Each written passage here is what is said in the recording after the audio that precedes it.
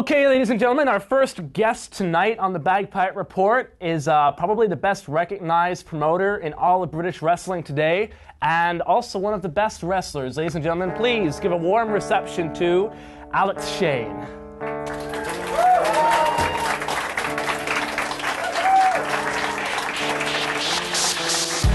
Alex Shane will steal this show in 5 seconds, steal this show in 4 seconds, steal this show in 3 seconds. He's stringing out that applause. 4 seconds, steal this show.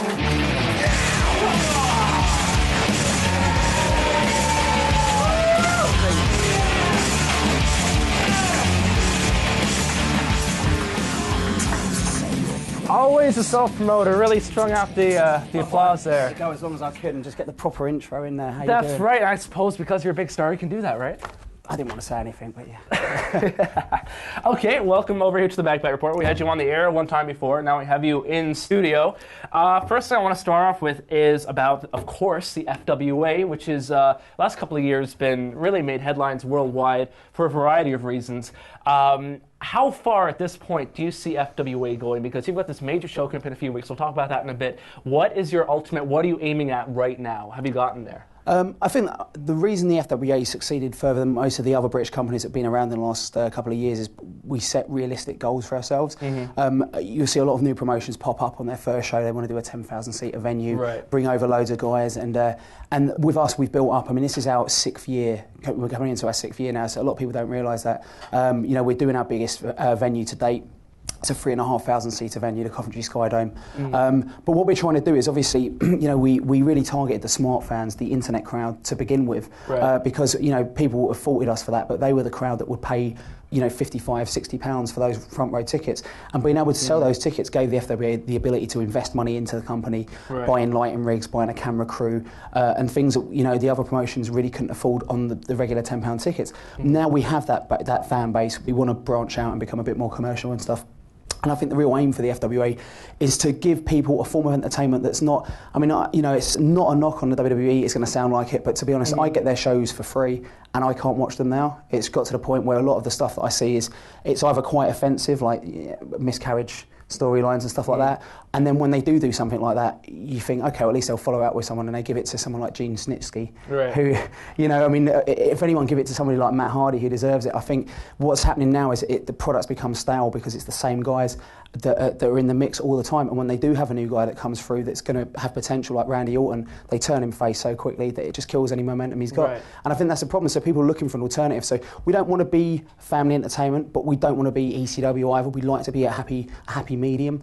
So I think the aim really is to give fans a product that they're not embarrassed to be a fan of. That's the key. If someone said to me, what's the main thing you could do to make FWA and British wrestling successful, it's to give a product where wrestling fans don't feel embarrassed to say, I'm a wrestling fan. Everybody here knows what that's like. When you say you like wrestling, people look at you like, I've had that. I'm like nearly 25 now. I've had that for many years. Right. And I think, and there's nothing to be embarrassed about with wrestling, because the same people that say to me, oh, it's not real, I say, so you don't go to the cinema then, you don't watch films. It's exactly the same thing. So we need to explain to people how wrestling works. We need to give them something that they're not embarrassed to be a fan of, and I think that's the way to succeed and make something good happen in this country. Do you see yourselves as English, as British, as going international? What is the scope that you're focusing on right now? I think we're more of a hybrid, to be honest. Some of our guys like Doug Williams have, people know him more for the British style, but he's obviously introducing more of a Japanese style because of the amount of time he spends in Noah. I'm more of a sports entertainment style wrestler. James Tyer's a cross between everything. And I think, a lot of people say the FWA is losing the British heritage of wrestling, but I think, if you don't advance your product, if you don't move on, you'll become stale and stagnant.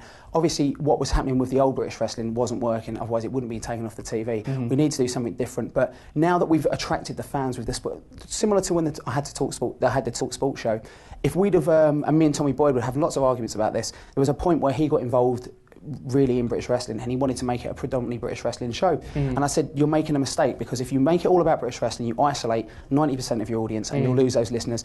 We've attracted people with the sports entertainment element. Now that we know, and we've only attracted a small amount of what we aim to attract in the long run, but the idea would be to get these people as a fan of the product and then eventually start bringing in more traditional. I mean, one of the ideas I have eventually is to make the All England title a traditional British rules title. At the moment, it's our version of the Intercontinental belt. It's a secondary title, but that would be nice to have a whole division promotion which is done in the old World of Sport style. So is that the idea of having guys like Steve Gray and Johnny Kidd come in just to keep it... Slowly educate, you know, it's kind of, I've just got into sushi recently, but, you know, if I'd have been sat down and forced to eat like a bucket load of sushi, I'd have been sick, right? I went there, I got chicken teriyaki, which is not that much different to normal food, had a little bit of sushi, tried it, thought that's okay.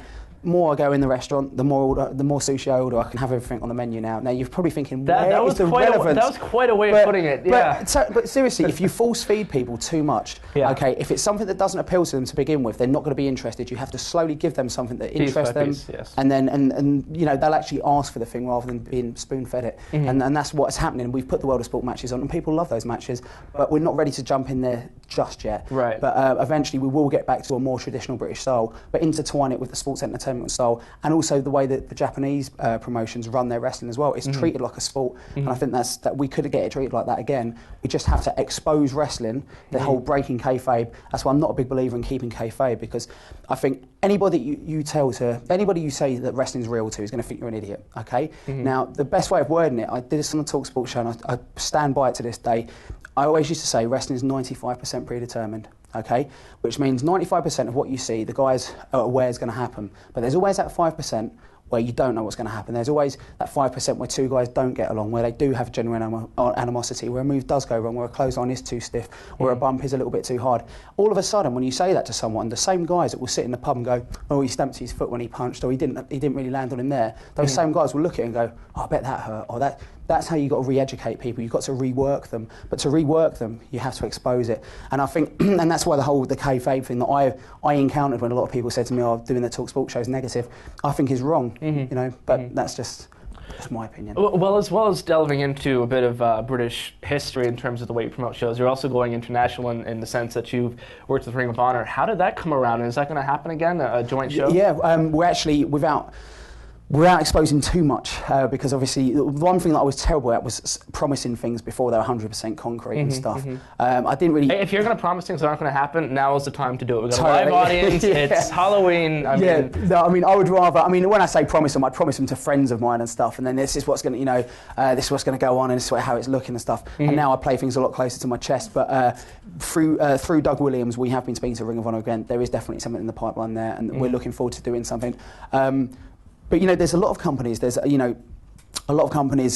around the world, not just in the UK, not just in America and Japan and stuff, that we're looking forward to working with because, as I said, FWA is a more hybrid style. To really get that hybrid style over, people have to see the best athletes who perform those different styles. And there's no way you can, you know, sell a Japanese concept to a British audience without them seeing the top Japanese guys. So that's something we're looking into for 2005. How important is it to bring in US guys? Because even when you're not working with Ring of Honor, for example, you brought over AJ Styles a few times. You've had a lot of US athletes over here. How important is it in terms of draw and exposure? I think it's really important. I think, you know, we've had criticism before saying, no, you rely too much on the American guys. Why is there so many American guys? I mean, that's crap. It's like, how many people go to WWE and say, oh, you use too many Canadian guys? They're wrestlers. If a wrestler draws, you use who draws, okay? AJ Styles, we consider him part of our roster. You know, he's wrestled more on our shows than certain people on our shows that are considered FWA talent. You know, so because we've brought him in a lot. But the reason we bring him in is not just because he draws, because he works hard. You know, without naming any names, we've brought other people in who have drawn a fair amount but not worked as hard. AJ gives 110%. And I genuinely believe, even though AJ isn't as big a name as certain other Americans we've brought in, people know when they pay money to see AJ Styles, they're going to see everything that he's got that night. He never, ever, we call it dialing it in, where, you know, dial in a match. You know, me and Paul Travell, we used to say this when we were on the road and stuff, we'll have one regular Alex Shane and Paul Travell match, because you know, you just don't have the energy if you're on the road all the time doing these matches. AJ Styles never dials it in. He will give 110%, which is why he's on Uprising 3, because, you know, similar to when he was on Uprising 1, probably stole the show in a lot of people's eyes, because no matter how big his star rises in wrestling, he never becomes complacent. Now, how difficult is it for you to be in a position where you're both promoting and a wrestler, because it is such a conflict, such a profound conflict, and I mean, the problem is, as well, is that, and a lot of people don't realize this, I think a lot of fans don't realize this, is that if you stay loyal to your friends, people say that you're biased, and if you stay loyal to business, people say that you're not a friend. So it's impossible to actually make everybody happy. How do you try to do that? Everybody just hates me. You can't win. No, you said it. Yeah, I mean, no, to be honest, To be honest, it's an interesting position to be in because the whole show stealer Shane thing has been made me call. I've been called Triple S on a few occasions. But basically, I mean, the way I see it is, I was booking the FWA. Actually, I started booking the FWA when I was out with an injury. The year I came back, I spent the whole year being pinned in tag team matches. Right. So I mean, I wasn't pushing myself to that level. But as time went on, people started to realise I was more involved, and my wrestling actually got better as well. Like I know how to work as a heel style now. I know how to generate heat and stuff. So, to be honest, I actually think I always think Triple H would be a much more effective heel if the things that happen backstage were made public. You know, he's trying to be Ric Flair, but it's not 1980 anymore. Yeah. You know, it's 20 years on. Some people would say he's not Ric Flair as well. Yeah, exactly, but he's not doing a very good job at it because the thing with Triple H, if people actually knew some of the devious stunts that he was pulling backstage, he would be the biggest heel in the business in real life. You know, and that's what I would like to be. My aim is to be the most hated person in British wrestling because. You know, it's going all right so far, but you know, not. And the only reason it's really to prove. I was sick to the back teeth of people telling me, "Oh, you're exposing the business on TalkSport. People are finding out how wrestling works, blah blah blah blah blah," and it's wrong. And you'll never. What people used to say to me at FWA was, "You guys will never get heat. You'll just get pops." Right? I know for a fact that when Steve Corino pinned me, that was heat. That wasn't a pop. He pinned me with a clothesline. Okay, now they've seen 1,000,001 flashy moves. To get that much heat from a clothesline, that was heat. Because if people genuinely hate you, it is possible to get genuine hate. I find it amazing that a lot of promoters, and this is the reason I think, and I want you to maybe comment on this as a promoter, the reason why a lot of promoters aren't drawing money is because maybe they don't realize that while people dislike Vince McMahon for having it too entertainment, people buy to see stories, they pay to see someone get beaten up, or they pay to see someone they like win a championship. They don't really pay to see moves. You get very small crowds for that. And is that your experience? I tell you what, wrestling, if you cut out characters and you cut out personality, wrestling is two guys in oil and tights pretending to hurt each other. Okay, that's very good. If you know, but it's true. And with you look at Steve Austin. To be honest, I've seen more Steve Austin high spots done with just his eyes than I see most guys in Ring of Honor. And it's not a knock on Ring of Honor because every time you think of the big, you know, those how many people have marked out and got goosebumps for those dramatic WWE music videos when you think, wow, that's going to be good, right? My Way or the Highway, perfect example. Yeah. Was it big moves? No, it was stunners, rock bottoms, and loads of eye contact. A lot of wrestlers spend people because it's all about drama, you know. And this is. There's nothing worse to me, like if we do a big move, for example, I'll be getting heat on the guy, the guy will take me out with a big move, right? Now, a lot of guys will take a big move and spring up. Now, what I prefer to do, if that happens, let the ref count. 1, 2.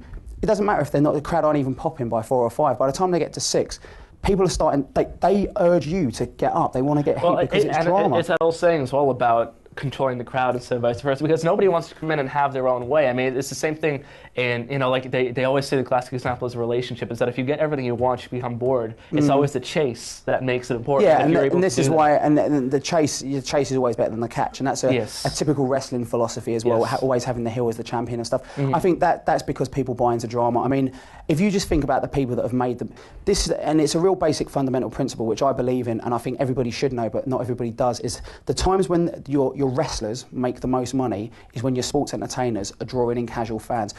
Most of the people in this room will always be wrestling fans. I will always be a wrestling fan. No matter how bad. No matter how badly. Yes. Okay, but we've all had friends in this room, right, that will watch wrestling when there's a Steve Austin or there's a Rock. And then they'll stop. But then they'll stop. And that's how you draw money in wrestling. And the problem is that as much as the new hybrid style is drawing fans in, the smart fans to tune into our product, the not so much even the mums and dads. The guy that I find is the most important person to draw in, and it sounds funny, and you'll all know him, when you're in a pub and Raw's on the big screen in the background, that guy in the back that's slagging it off, that's the guy that I want to draw in. If I can draw him in, then everybody else is easy. And that's what we need. And we do that with people like Simmons. People slag off Goldberg right now. Goldberg's never going to be a fantastic wrestler. But I worked a lot on the door during Goldberg's winning streak. And I will tell you that I had guys with 20, 25 stone telling me, yeah, I'm not a big wrestling fan, but Goldberg, I wouldn't want to mess with him. Do you know what I mean? That's what you need to get. Yeah. Exactly. And if you intertwine that with some good quality wrestling, then you've got the total package. And I'm not talking Lex Luger. So I think, you know...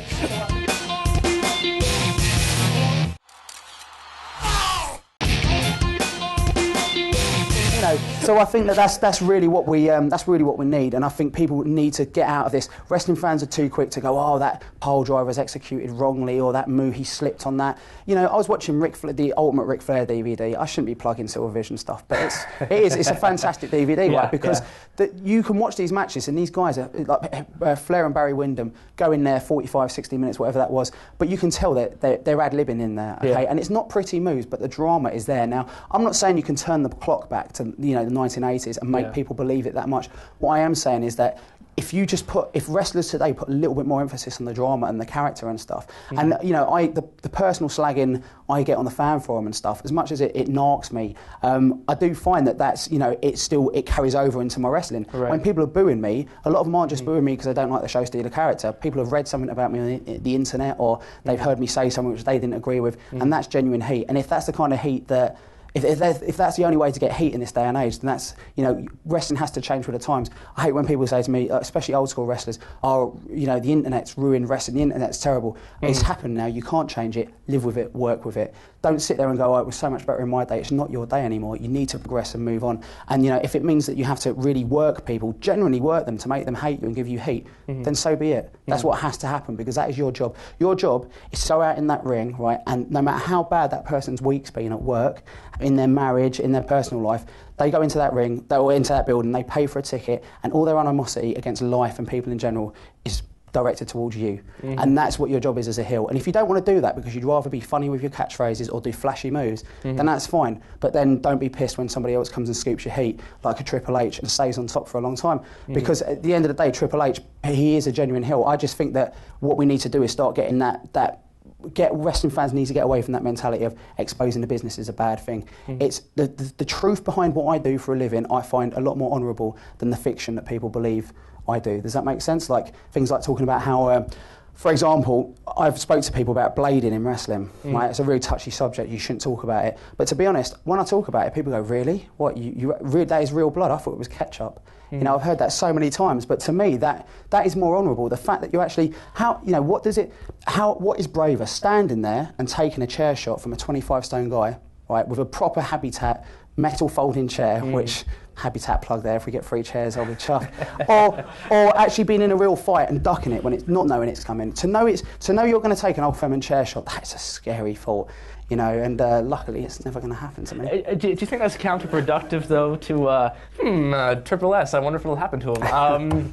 Do you think it's a bit counterproductive though if you have people who you're trying to sell a character to and make them genuinely like or hate you, that you would go with the intention in your daily life that it's okay if people know kayfabe, it's okay if people know that it's not real? I think you need to be wise with it.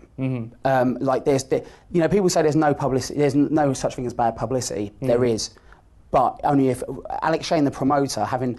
Okay, I'm trying to think. Actually, I won't even use that as an example because that'd probably be libelous. But basically, damn. Yeah. But okay, I'll use it as an example. If you want to keep it, you can keep it. If you want to cut it, these people will know. Okay, so basically, Rob Feinstein. Okay, here's an example for you. Now, Rob Feinstein, the allegations against Rob Feinstein, if he came back as a performer, he would get heat with it. Now, I'm not saying it's good or bad, but he's going to get heat, right? As a promoter, that screwed him.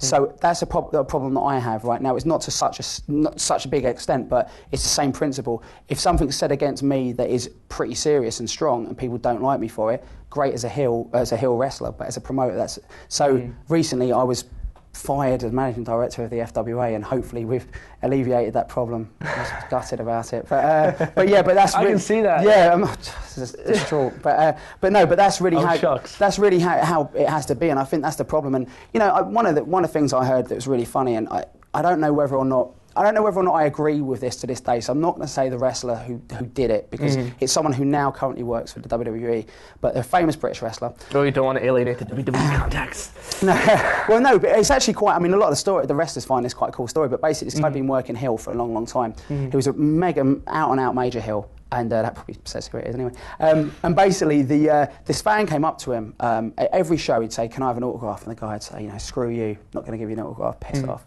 every show, can I have an autograph? Screw you. Anyway, it came down to this guy's last show. It was his retirement match, right? The guy waited around till the end, said, listen, can I buy you some drinks, blah, blah, blah. So the guy ended up buying this wrestler drinks all night, just buying him drinks. Oh, it's been really great seeing you wrestle, blah, blah, blah. They bonded and stuff. Right at the end of the night, the guy said, listen, before you go, can I have your autograph? He said, no, screw you, piss off. Right now, I don't know whether or not that's a good thing to do. Right? I think that's wonderful. But that's, you know great. what? If that's you know what is more valuable to that fan, the scribble on the piece of paper or that story to tell his friends. You know, so you're not really breaking anybody's heart, but at the same time you're staying a hill. And I think that's what we need to have because you know it's. I'm contradicting myself in some ways because I'm saying expose the business a little bit. Little Jamie Bodygun. But to recreate it, genuine heat is something that I think is. I was into magic before getting to wrestling, right? That was my first love.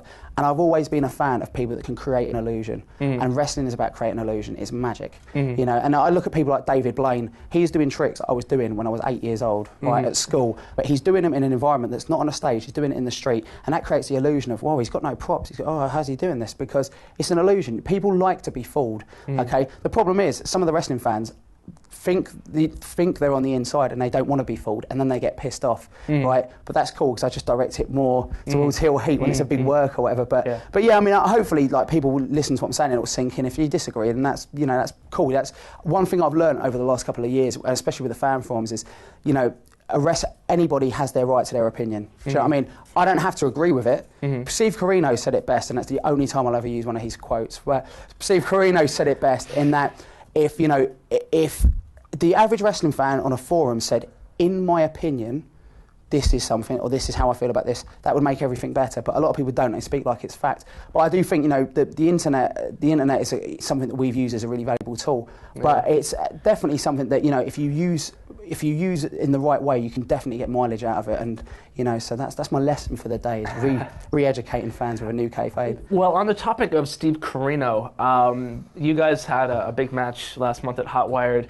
But previous to that, to my understanding, you guys weren't on the best of terms in any spectrum of wrestling reality.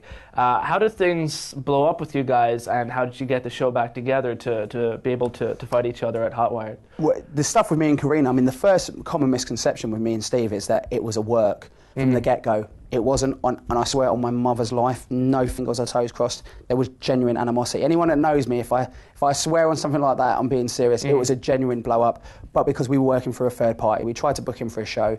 There was a slight error with the third party who doesn't deal with that stuff anymore. But I took it one way, he took it another way, and it became a big blow-off. And that's what happened. The other misconception is that people think that the stuff with me and Steve got sorted out. I think there'll always be genuine. How can I put this? Okay, you might not particularly like your boss at work. Tell me about it. You don't have to answer that now. He's in the studio, but you guys work with each other because it's business, and that's and myself and Steve both believe that there's business in there, and sometimes the strikes are a little harder than they probably would be if I was in there with somebody else. But that's cool because at the end of the day, you need, if you're going to be an out-and-out legit heel, you need to have someone who's a babyface that's legitimately been wronged by this person, and the fans can relate to, and that's why it works well as a feud. And it's definitely not over because it's not aired on TV yet, but the match definitely, people said it was the best match of my career so far. I don't know whether I'd agree so much because it was a different style of match. It wasn't, 90% of it happened outside the ring. So, but from a live point of view, I've never experienced a pop in terms of, I've had bigger noise reactions because I've been in front of bigger crowds, but for the people that were in that room at the Broxbourne Civic Hall, that is the biggest, loudest reaction I've heard when he got that pinfall, because it shook the rafters. It did. I have to say, promoters talk bunk, but the place exploded. It did. It was cool, and I think that's genuinely because people could relate to Steve, and they could relate, and relate to me being a shit. Can you say that on the Wrestling Channel? We just did, I think. So yeah. I think Sean's there with a little button going like. But yeah, so he's too busy terminating your contract after what you said. But no, so that's the thing. After the commercial break, Shane takes over TBR. And, it's funny you should mention that. Yes, quite. Anyway, moving on, we have British Uprising 3 coming up. Some of the guys in the card, of course, great British wrestlers, including Doug Williams, James Ty, Johnny Storm. What's coming up with that? It's gonna. I can honestly say that I've never been so nervous about a show, but I've also never been so excited about it. I think with any kind of excitement comes nerves. I mean, all of us in this room can look back at a time when we had something was going to go on and you thought, if this happens the way it's supposed to happen, this is going to be big, but you still think there's still nerves that, you know, I think we're running an arena. I mean, I've obviously, you know, still... You know, I do a lot of stuff with the FWA, which people do. And this is another thing. Like, you know, I don't feel there's anything wrong with lowering myself to go out and put posters up in shop windows and stuff like that. Like, it's really embarrassing. You know, I've actually got a proper postering team that does that now. But it's great when you go into a kebab shop, right? And Stavros says to me, you know, are you one of the wrestlers then? And I'm like, no, I just make the tea, you know. I'm not, even though there's a big picture of me on the poster, you know. But it's, you know, but that's the problem. To get to this level, we've had to do that kind of stuff, you know. But I think with this show, we've done things that we've never done before. A lot of people, the first mistake people are making is saying, how are you going to sell 3,500 tickets? That's the capacity, right? That's, you know, I'm sure this room could seat, or a standing could probably hold about 300 people. But that's not how many chairs are set out. Okay, so let's just scrub that straight away. The rest of them just stank. We just narrowed it down to the best 40, and you know. Oh, what a sweet talker! But yeah, basically, you know, the way we're seeing it is we know what we're doing with the Sky Dome. We've done things that we've never done before. We've got proper like long-term contracts with the newspapers there, with the local radio stations and stuff. It's a big thing. You know, if you live in Coventry, you will have heard of Uprising coming. So we're trying to use this show to bring in new fans. People like D'Lo Brown. You know, D'Lo Brown's someone that's a recognisable face from WWE. Yes. Terry Funk. A lot of people saying, oh, Terry Funk, blah blah blah. He's not just a smart mark draw. This is a near 60-year-old man that is still going toe-to-toe with today's top wrestlers. That is a public interest story to anyone, whether you're a Coventry newspaper or Power Slam magazine. That's why he was chosen for that role. So I generally think that Uprising is going to be the most exciting thing ever. And that's from a promoter, from a personal point of view. Me v Doug Williams after the British Heavyweight title. There's 2 days before my 25th birthday. Well, will it be a happy birthday, I wonder? Well, you know, I've been saying my prayers, taking my vitamins. So I'm hoping that, you know... If you take too many of them vitamins, you're... And you get a Des O'Connor tan, I hear, as well. The two biggest questions I get about Uprising are, first of all, what's happening with Jody Fleisch? It's been very ambiguous. Yeah, do you want me to answer that before the second question, or do you want me to... Answer that before the second question. Okay, Jody Fleisch. Jody... I'll go on record as saying Jody's one of the nicest people I've met in wrestling, and anybody that knows Jody will back me up on that. He is genuinely... I think... I've done it. Actually, I'm just about to shameless plug coming up. I'm just about to launch a new website, www.futureshotwrestling.com, for my wrestling school, which you'll see the adverts for on TWC. And what I do regularly, I'm going to start doing regularly on there. I've just wrote the first training article, but it's explaining wrestling training in a way that's more to do with the mental side of wrestling. And one thing that I explained in the first article is I can't stand it when people come up to me and say, "Oh, I'd love to do, you know, a shooting star press like Jody Fleisch, or you know, run up the wall like Jody Fleisch," because if that's the things that you've taken from Jody Fleisch, you don't understand why the guy was brilliant.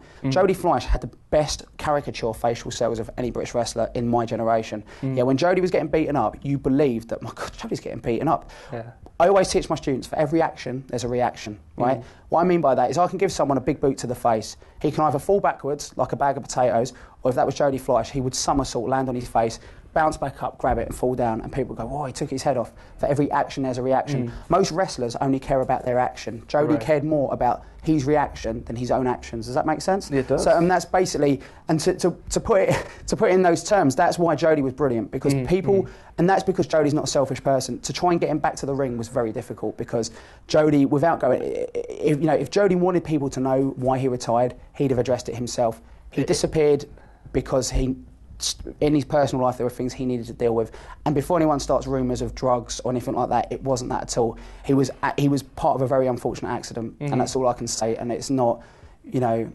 Is he coming back to the ring? At this point in time, no, not to my knowledge. Not to wrestle, not to wrestle. If he does, it's Jody's decision. I wouldn't like...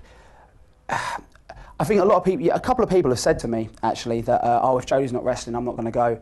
I'm a big fan of his and blah, blah, blah. But like, if you're a big fan of Jody and you're not going to go if he's not wrestling, then you're not really that big a fan of Jody. You're a big fan of his spots. Exactly, and that's not Jody the person. For him to come out and do this, right, after the stuff that's gone on with him in his private life, he kind of just wants to see the fans again. And I can tell by talking to him, and this is not just a promoter trying to sell tickets, how he's received on that night will sway whether he comes back or not, and that is legit, and that is a shoot, because I know he's asked me questions about he watches the TWC and he's seen the Jodie Fleiss trailers, and you know, I don't know, the bait is out there now, do you know what I mean? And it's luring him back, and I'd love to get Jodie back. I honestly think Jodie's the biggest loss that we've had, more so than the radio show, more so than not promoting at York Hall anymore. Jodie's the single biggest asset to the company that we've lost, because you can't replace him. He is irreplaceable. And I'm not just, you know, I think he's someone that really could have branched out, because he just appeals to mums, dads, kids, girls, guys, everybody. He's non-threatening. You know. Now, in a very similar vein, someone who hasn't been around FWA for a little bit of time has been Johnny Storm. What's the situation with him? Is he going to be at Uprising? I've seen his name mentioned. Johnny Storm. Johnny Storm. You want to watch your job from Johnny Storm, you know. It's, what? I've heard some rumours that he's going for that chair. This chair? Seriously, yeah. But you know, that's just between me, you people, and everyone watching on TWC. Well, but, if Johnny wants to try to do a 1 hour show as opposed to talk about himself for 20 minutes, he's welcome to do so, but it's a lot harder. Onward as we move, he's doing a bit right now where, of course, he's out of FWA because he lost a match to James Ty, was it? It was indeed, loser leaves.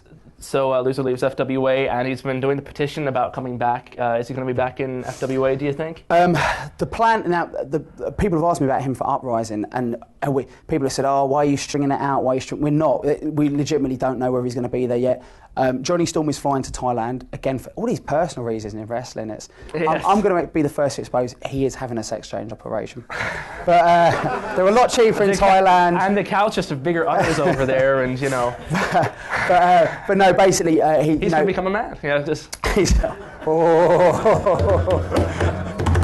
Touche, very good. Okay, but yeah, basically, he's going to Thailand for some personal reasons and stuff.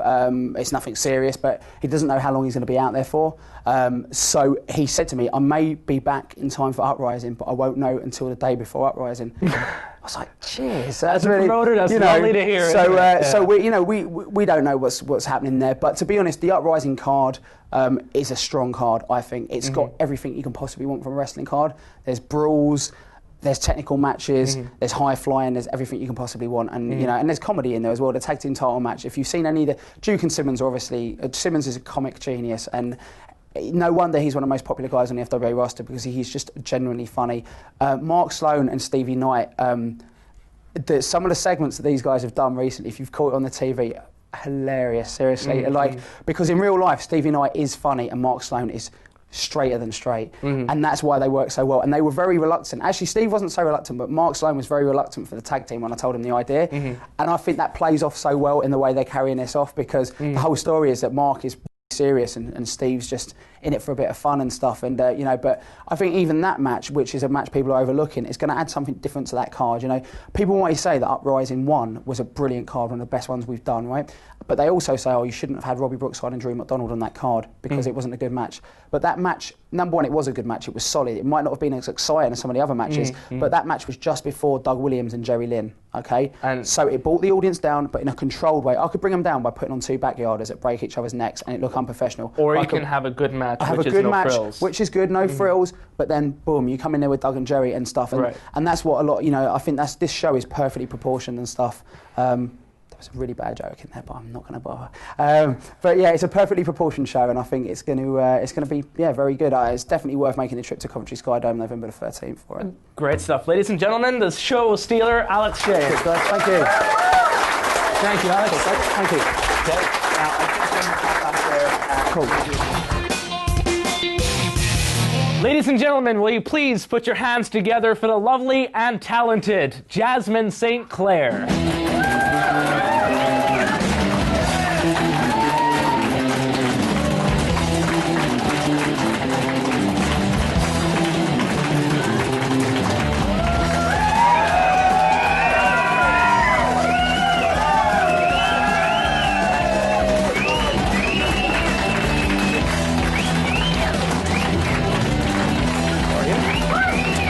Pleasure to have you.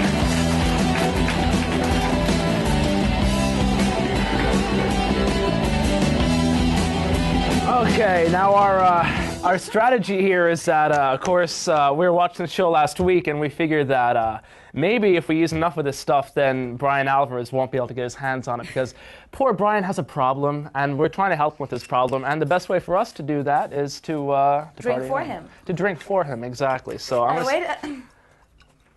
You want a little bit more of this? Thank you. You got it. Okay. Thank you go. very much. Okay, Jasmine St. Clair, now of 3PW, very well known throughout the wrestling circles. Of course, 2 days back in ECW, back in their big boom period. Yeah. Tell me, first of all, how did this whole 3PW project come along? You and, of course, the Blue Meanie. Me, and it was a bet that I lost. Mm-hmm. No, seriously. I had a bet with a friend that, I wanted to run a wrestling company, and... Yeah, you were serious about that? I was dead serious. I really wanted to do it. And we bet some money on something really dumb. I lost. And I ended up running our first show, which was pretty cool. So was Brian involved in this, or? Yeah, to a degree, but it was basically my brainchild. He came up with the name, and my degree is in business, and this is what I like to do. I like to run businesses, and I'm a complete control freak. Right. No, I just like having really good-looking guys work for me. No, that's not it. Seriously, I've always liked wrestling. I grew up as a big wrestling fan, and I always wanted to provide like an alternative out there. Oh, well, what do you, in that case, alternative to which? Do you see alternative as being ECW style or different ECW? No, I think we're a combination of everything. There's something for everyone under the roof. I mean, we have really hot girls on the show, like George, who's like my best friend, and she's really hot. Yeah. Well, that's all the guys are not clapping because they're just kind of. I think my best moment. She likes girls. My best moment in 3PW was making out with her in a bra and panties match. We should have charged these guys admittance for that. I swear to God. Then we have the technical wrestling. You have like the AJ Styles, Chris Daniels, Chris Sabin, and some of the old school hardcore guys. How difficult is it for you now to promote, and this is a question I asked Alex Shane, because of course you're in that elite club of people who both promote and perform. Of course right now you're managing the Pitbulls tag team, Pitbulls 2004. How difficult is that for you to balance that? No sleep. Now actually it's, you just have to be prepared and just very organized. I mean, I prepare my shows a month out. Like my shows are booked till February of next year. And, everything's done a certain way. I have an assistant that helps me with the stuff at home. Then I have the 3PW stuff going on, and then other things I do. So it's just when I get there the day of the show, I have Todd Gordon as my right-hand person. He books the matches, the finishes. We go over everything at the beginning of the show. And I just get there really early and try to get tons of sleep the night before if I don't go see a band play, but I have this really bad habit of going to concerts. It's really bad. It's got to stop. So do you book your character, or does Todd Gordon do that? Todd Gordon and I go over everything. Like we go over it on the phone like for 2-3 weeks straight at a time, what we're doing. Here's a list of who's on the show, blah, blah, blah, blah. And then we just go through who we want and what we're doing with it. Well, I mean, of course, the obvious question is there ever a situation where he's like, I think you should do the job in the first match? You say, well, I think it'd be better for me to out with a woman in the main event. Is there ever where there's a clash there? Where you Well, there was a clash because I was really offended that she had her hand on my butt. I mean, I really thought that was completely out of line. And bear in mind, she and I are like best friends. So we got back into the dressing room. We're arguing with each other in our bra and panties about why you touched me there. And it was really stupid when it came down to it, but I mean, that was like the only disagreement me and Todd have had. I was very much against making out with another woman. But she's a great kisser.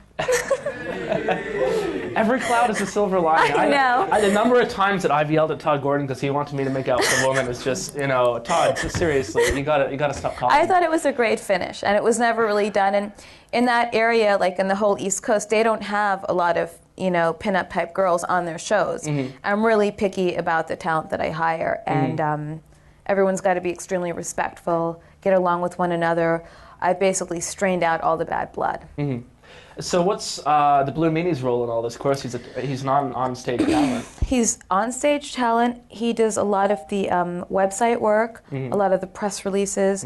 He helps me out quite a bit with things. Todd's basically my booker.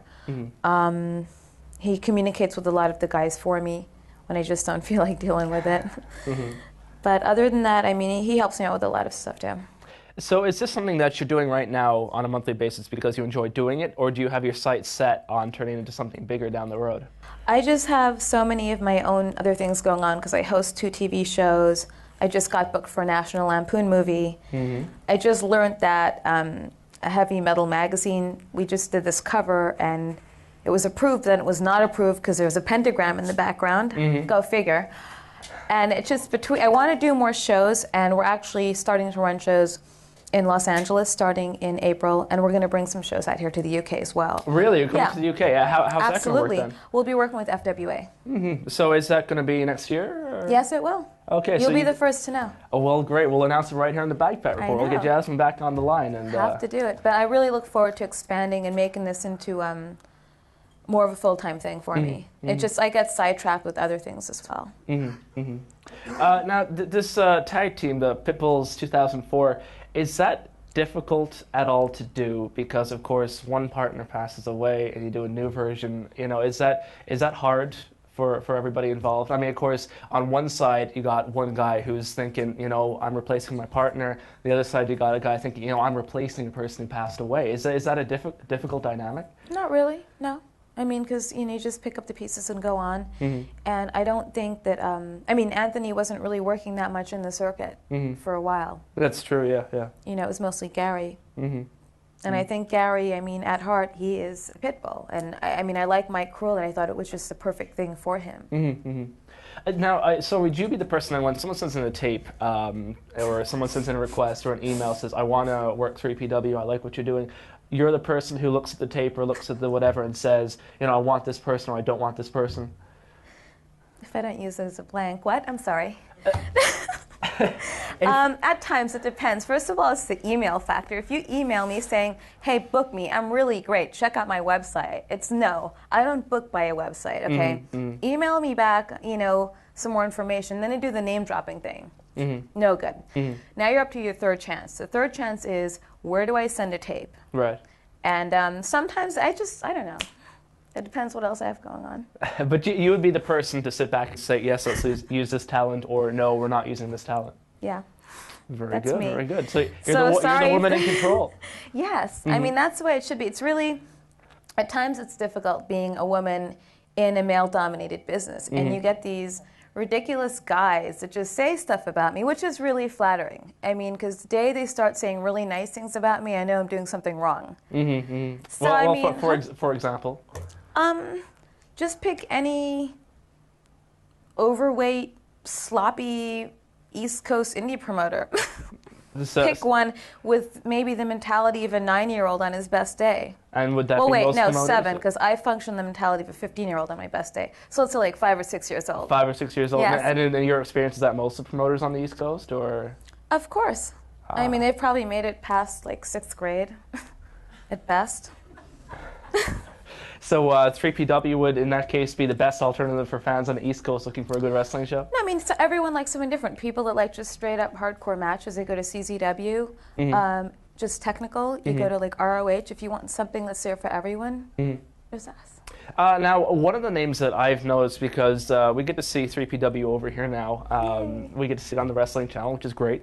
One of the names I've seen popping up, because I keep up with the news, is CJ O'Doyle. Yes, who, I gave him that gimmick. Well, there you go. How did this gimmick come around, and did he start with you guys? Because I haven't heard him around otherwise. Did he start mainly with 3PW? He's actually a very good example of how you pursue someone for work. CJ came to me last year. He's this like really pale, shy kid. He brought me a tape. Okay, fine. Oh, by the way, if you would like me to do anything, just let me know. So I had him doing street team work. I had him work security, but he just shut his mouth. He never pressured me for work. When are you going to book me? When are you going to book me? He never did that. So finally, I gave him a gimmick based upon a friend of mine, this Irish guy that I know. Just minus all the tattoo sleeves and like the criminal record, but that's another story. So, yes. We've got a giant leprechaun back there, so be careful. He's kind of surly right now. He's been drinking.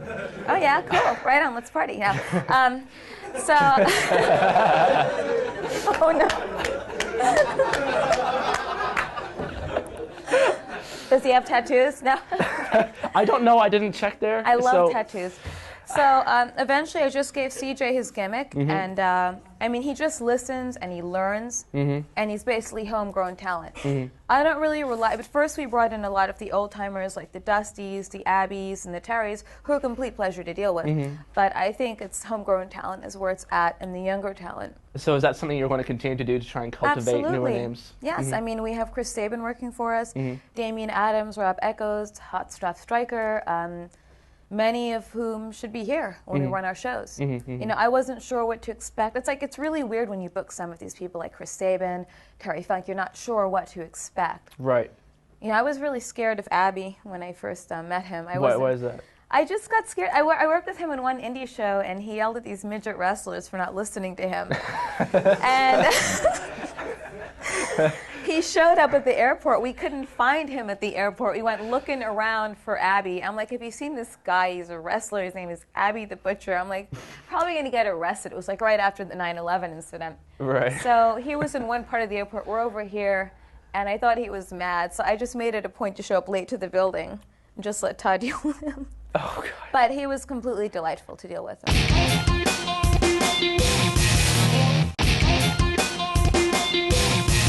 Now, when you're talking about promoting here and possibly expanding and going to LA and over here, ECW, of course, a promotion both you and Brian worked for a long time, had a lot of success there. How are you going to avoid the pitfalls which cost them their promotion? Well, I would never mismanage money. I haven't in my 10 years of managing money, or my own money, I should say. Do you think that was a big deficit in ECW that it was missing? Absolutely, and I think that you have to crawl before you walk. Right. And when you crawl for a long time before you walk. And I wasn't looking to expand into anything big. I just thought this would be really cool to say, hey, Mom, hey, Dad, I'm doing something cool, okay? Stay off my case. Because I just wanted to do other things and run a business, so this is what I'm doing. And you know, it just became what it is now. And I'm really happy. I'm extremely happy. And I love everyone that works there. I want to make it into something bigger, but I'm not going to mismanage the money. I'm definitely not going to like start booking things every, other week here or there. We're slowly getting TV in the U.S. right now. We're on the PAX network in certain states, which is a pretty decent network. We just got TV in Israel as well. And hopefully we'll get some more TV in Europe. Who do you think is the best talent that works for you, the MVP of the show? Oh, goodness. I'm putting you on the spot here. You are the person to ask. You're the person who hires. Let's see. Besides AJ and Chris, I think AJ and Chris and... Christopher Daniels. Yeah, Christopher Daniels and... Are you using notes? Are you using prompting there? No, I'm looking at the back of the DVD cover. I would say Hot Stuff Striker, Matt Striker. Matt Striker, right. Do you think we'll see those guys over here then when you promote over here? As long as these guys don't go to jail or don't get into any type of trouble, of course they'll be over here. Well, that's a new story in the making. They haven't been in jail, by the way. I'm just, saying. Right. Now, what do you do? Of course, these shows are once a month. What do you do with your free time? I know you mentioned that you're in a movie. I rock out. I do. I go to every heavy metal concert there is. I crank up my music. I go to the gym. I work out. I host a show called The Black Metal Bible. I've interviewed a lot of black metal bands, and I'm also doing another project called Hollywood Rocks. I've interviewed a lot of hair metal bands. I'm interviewing Wasp on Friday night, which is cool. I'm a big Wasp fan. What else do I do? I work on my website. I have an online casino. I'm working on a National Lampoon movie called Dorm Days 2 Semester at Sea. I did 3 other films last year, which were all coming out next year. And we just did a deal with Fender, so I'll be doing a poster for them. And I take tons of photos all the time. See, okay. I think I offended your audience. I'm sorry. Then I also have to work. I have to work on the DVDs always. So that's another thing. I mean, but 3PW is basically. You got anything to plug here? Yeah. I get up maybe 6 o'clock every morning. Listen to my music, watch the news, have breakfast and work out, then come back, and then my day starts. And so you obviously keep very, very busy. Yes, and autograph appearances. By the way, I do have to apologize about something. What was that? I know I was supposed to show up at some place, Extreme Central UK, I think the fact you called it someplace probably re-insulted No, them. it was no. I didn't mean to do that. I just, I don't know if there are any fans watching this that showed up, and I just want to apologize. There was some kind of miscommunication with someone on my end or whatever. It's a long story short. It was a big miscommunication. I just feel bad that people showed up and I wasn't there. I'm not like that. Okay, now, so we're talking about all the different projects coming up and all that. One thing that I find very interesting is that the three businesses you've been involved in most, which is, of course, your past business of being in the pornography industry, the wrestling industry, and you've been talking about being in the music industry. Those are, well, in terms of doing hosting a show, hosting a show. Well, hosting a show, it's like, geez, am I not in wrestling? I got to meet like a lot of really cute guys, by the way. Long hair, tattoos, loud music. That's it. She comes to wrestling for the fun, music for the I come good-looking to guys. wrestling for the guys. I'm just joking. Yes, cute leprechaun, okay. But these three businesses are perhaps the three most backstabbing, challenging. Which is the worst one? The wrestling? The wrestling, no. Because I love that. And it's really nice to see these guys get out there and show their stuff, because they feel like they belong there, and I really like that. I enjoy that. Right. Music business, I don't really consider it backstabbing. I just really like it. I've always liked heavy metal growing up. Like, my favorite band is Iron Maiden. I swear by them. And I've never seen it in that aspect. Then again, I never played in a band. So right, so you've been more of a journalistic capacity. So. Right. And the pornography thing, I think that's probably the most dangerous, and that would be, I did very well with that, but at the same point, I don't really recommend it or suggest it. I don't know if, I would say that's to a degree. It's backstabbing when you get crappy bosses that owe you like a bunch of money, who then go out of business, open up a wrestling company, then you spend some time in jail. You never see your money, but that's besides the point. So this has happened to you often? It only happened once. Then with wrestling, the only thing is you get people who basically, they befriend you, then they do stab you in the back, yes. So I don't know, it's like a toss-up between the two. Well, I think it's about time that we bring up our crazy guys here. Of course, it's Halloween in 2 days, and a couple of guys showed up. I think they started drinking early, and I know the leprechaun did. So where's our three boys here to come up for? We have a competition. You see, what we're doing here is that we're doing a competition for £200 worth of merchandise, which is about $300. It's a lot of cashola, and only three people showed up dressed up, but they look sensational, I think. So where are they? Come on, bring them on up. Poke them with a stick. Come on up here. Are you kidding me? No, they're here. Okay.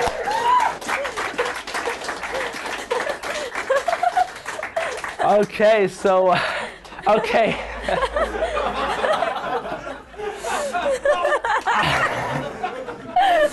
So you are welcome to do whatever it takes to bring it to your decision. You basically have to decide which the best dressed of these three men are. Okay. I do have one question, though. Shoot. Are you trying to dress as like Angus? Yes. Okay, all right. I was going to say, introduce yourselves.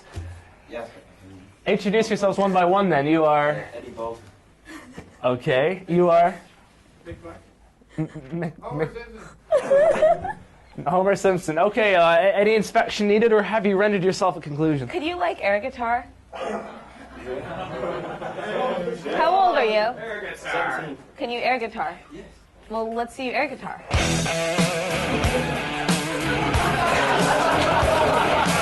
Oh, God, stay away from me. Okay, maybe we should get the leprechaun to dance, or... Yeah, what do leprechauns do? Do you have any gold? Oh, never mind. Can you dance? Can you please dance? Wait, what's your name? Okay, Mick. All right. This is Mick. Would you like me to dance for you? If we have any music, we put on Jasmine's music and have him dance. Just pretend there's music. How old are you? 18. Okay, good stuff. You want some Bacardi? It'll warm me up. Okay, have we got any music? Have some air guitar. Come on, let's go. Come on, bring it on, everybody. Yeah, bring it on in.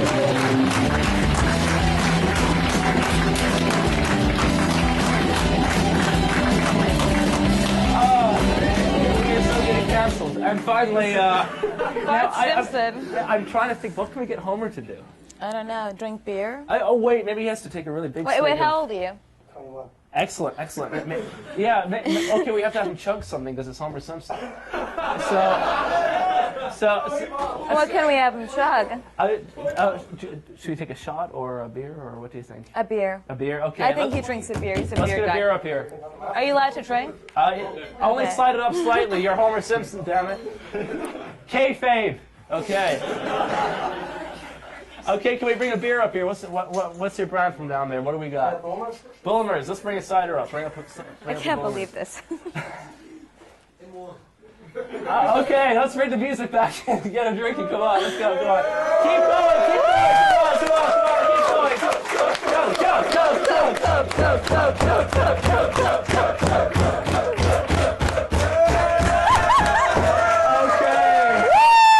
Okay, very good. Okay, three very talented, three very drunk people up there. Who's going to get 200 pounds worth of merchandise? The wonderful, the beautiful Jasmine St. Clair. Are there shall render her second and decision. third prizes or not? No, the rest of them just get kicked out. They should get kicked out right now. Well, okay. 50 quid each.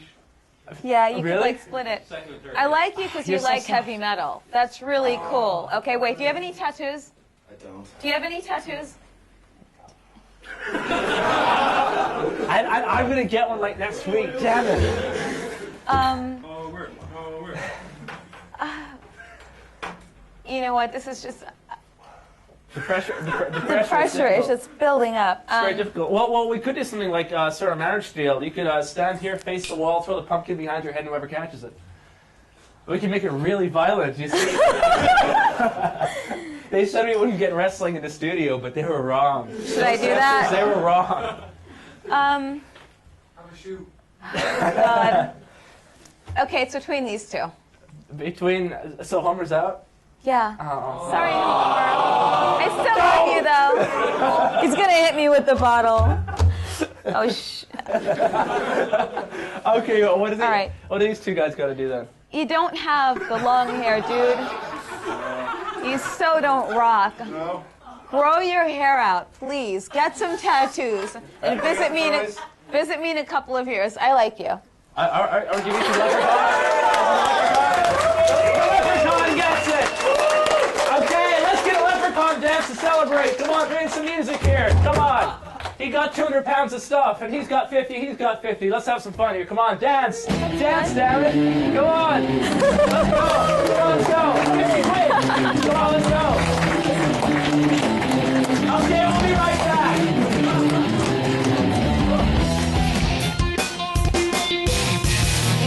Okay, it is now time for a very special Q&A where our live studio audience is going to get the chance to talk to the show stealer Alex Shane and a beautiful Jasmine St. Clair. Okay, Andy, can you take us away down there? What we got? I was just wondering, Jasmine, do you have any tattoos and what are they? Yes, of course I have tattoos. I have a Hello Kitty tattoo here. Can we see it? It's under my boot. You want to take my shoes off? Yeah. Is that a question? It's right here. Right here. It's Hello Kitty. Then I have, Are you familiar with Iron Maiden? I have an Eddie tattoo right here. It's here. Then I have one on my tailbone. Okay, let's get a camera. It's right here in the swelt of my back. Then I have one underneath my neck right here. I'm going to get something over that, though. I want to get more tattoos, though. Thank you. You're very welcome. Hi, I'm Alan. Alex, what's been your favourite match ever in the FWA? Involving myself or just... Not necessarily anyone. It's a weird... Yeah, obviously not.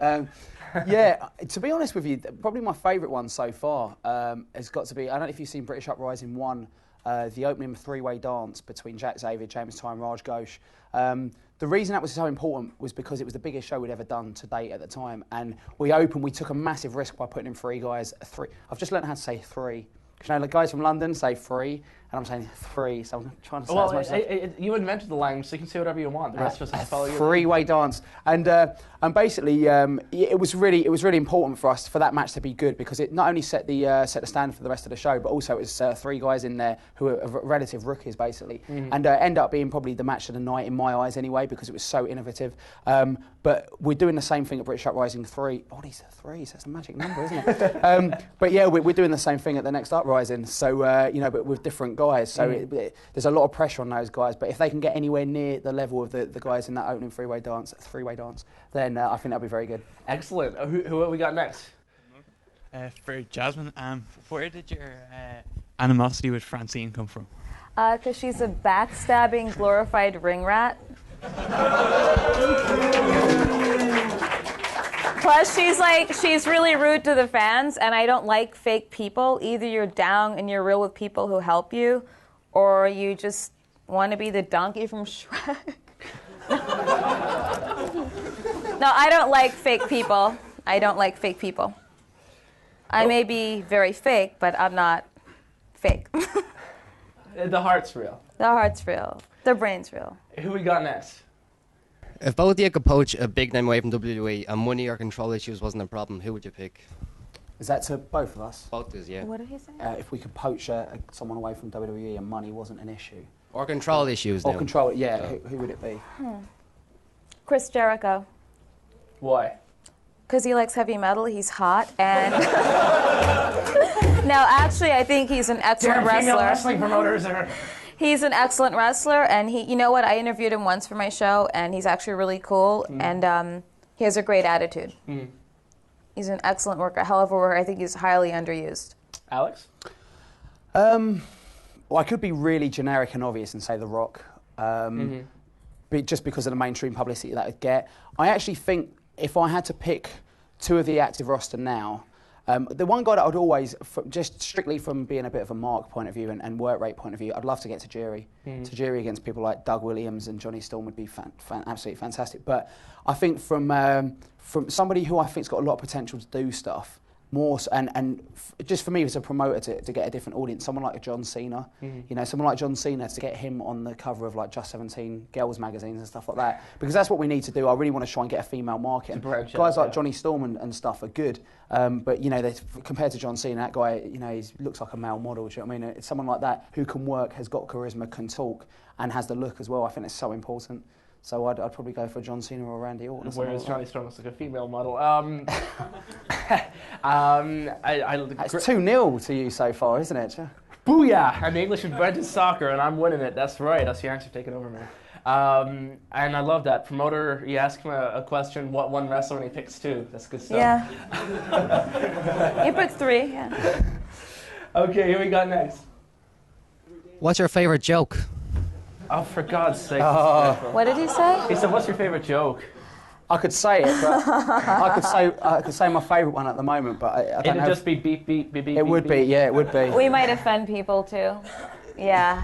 I told you the joke earlier. I told you my one earlier as well, didn't I? Yes, I think we might offend a lot of Yeah, people. I think, okay. Can't say it.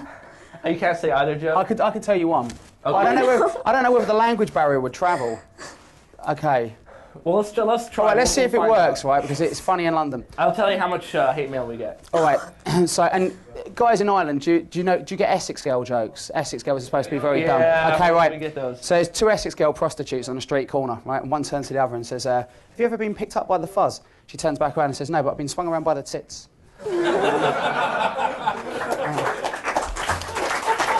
Boom, boom. It's my favourite at the moment. Okay, who's next? Hi Alex, this is a question. If you were able to wrestle anybody in the past or present, who would you be and why would you wrestle them? Probably, I'd like to, as much as I'd like to go back to the early 80s, right, my favourite era was, I was the biggest Sting mark, like, ever. Such a huge Sting mark, right? But not when he was doing the Crow gimmick, when he was originally doing, the face paint and the blonde hair and stuff. I actually have this major embarrassing photo of me at 13 going and getting a Sting haircut with the little ponytail and everything. Oh, I look like a jackass. But basically, I think Sting was a really, really phenomenal babyface. And the difference between him and the other babyfaces of his day were, unlike Hogan and people like that, he could actually work. His matches with Vader, I thought, were really good. You know, people can say, oh, he didn't do this and he didn't do that. You watch those matches, they're believable. Those two guys are laying it in, mainly because Vader's battering him. Vader always batters people. Has to fight back. But I think that's someone that in maybe Sting of 1992, 91. The right time, in the right time, the right place. I'd like to do that because I'd like to. I know if he gave as good as he got, and it created heat. So that would be. Well, have you ever thought of bringing him over to FWA then? Because it's a possibility. Funny you should mention that. Yeah. Well, to be honest, I wouldn't have the same. It's weird when you get to, you know, you start meeting people that you grew up idolising and stuff, and they become just normal people to you. And it's a bit of a shame because certain people I've met who were heroes of mine, and you meet and they don't live up to. And a few of them, like very well-known names in wrestling, were heroes of mine growing up, and I met them, and I was very disappointed. But then at the same time, I'm sure there's people that, you know, you might catch these guys on a bad day. So I think it's really scary when people that don't know you put so much faith in you as a person. It's almost, I've had people say, like, at my limited level of exposure, I've had people say to me, oh, Alex, you know, I was having a really tough time and you helped me get through it and blah, blah, blah. I've never met this person before, but by hearing my radio show or something like that, and that's really scary, you know. So I think, you know, the idea of meeting someone and having this dream match or whatever is probably way in the past now, so I don't think if we booked Sting it would be the same, but yeah. Well, let me flip this around for Jasmine then. If you could book someone from any wrestler, even people who have been retired, different time periods, whatever, who would you book for 3PW? Just one guy. Bret Hart. Bret Hart. Yeah. I like Shawn Michaels a lot. Thank you. Bret Hart. I've always liked him. I always liked his promos. Of course, I liked him back in the day because he's really hot, but I think he's a phenomenal wrestler. And whatever went down between him and Vince, I mean, they should have just put that water under the bridge and just move on. I think he's great. Do you think that there's any chance then if he's doing more work in wrestling that he could ever show up in 3PW? Absolutely. Anything's possible. Well, excellent. Well, thank you very much, guys. And let's have one final round of applause for our two great special guests, Alex Shane and the lovely Jasmine.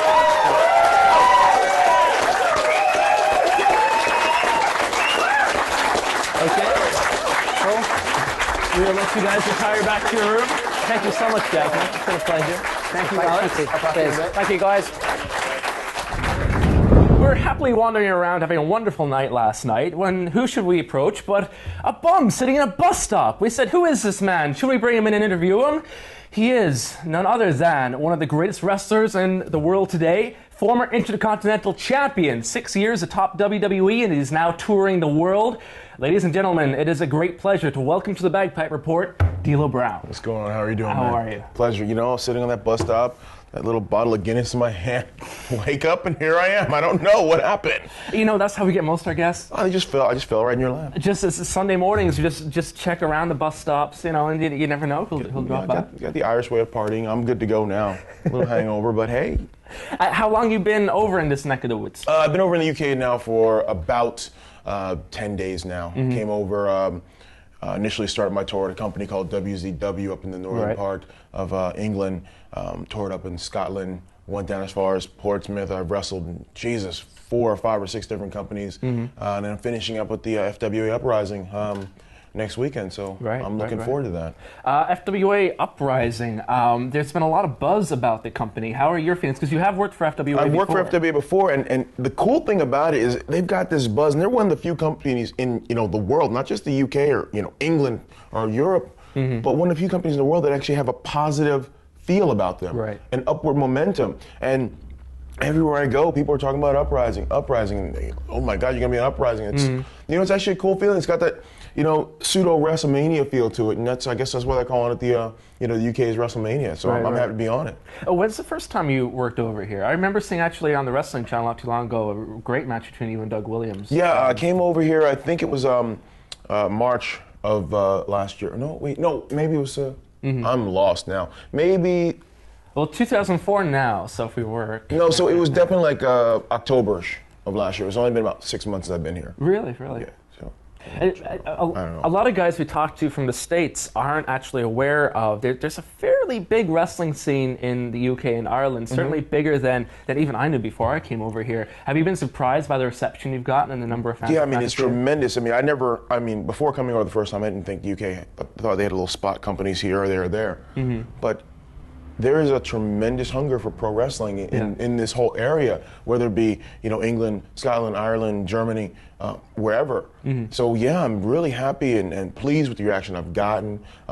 Some people have come out and seen me. The number of people who've attended shows that I've been on, I'm very, very pleased. Now, there's been a lot of I've heard this from a couple of guys that are up in that elite group, like Raven, a couple of high-profile guys who are working the independent scene right now, saying that the indies are fairly good right now. Of course, you don't have as good a barometer because you had been with WWE since all the way back in '96. We'll talk about that in a little while. But compared to your initial run in independent wrestling, what's it like now? How's the scene? It's night and day. I mean, when I first started doing independent wrestling in '94, it was just, you were lucky to get a match somewhere, and it was kind of, everyone looked at the big company, WWE or WWF at the time. They just looked at the big company, look at WCW. And independent wrestling was like, a joke. Then I go away, I go to WWE for, my time there, and I come back, and independent wrestling is just, it's part of the mainstream. I mean, in the States, over here in Europe, I mean, it is the place to be. And there's a very good living to be made out there in independence. Financially, how are you doing? And do you find it more difficult that even WWE the last year or two, like a lot of guys, that really didn't use you consistently, but do you miss that assurance to know that you've got a job day in and day out? Yeah, that's the only scary thing about being on independence. I mean, money-wise, it's very comparable. You can make a good living, but there's no assurance that, okay, I might not be booked next week. I might throw my name out there, and if I'm not going to Japan, I want to pick up a couple extra days, they might not be any callers.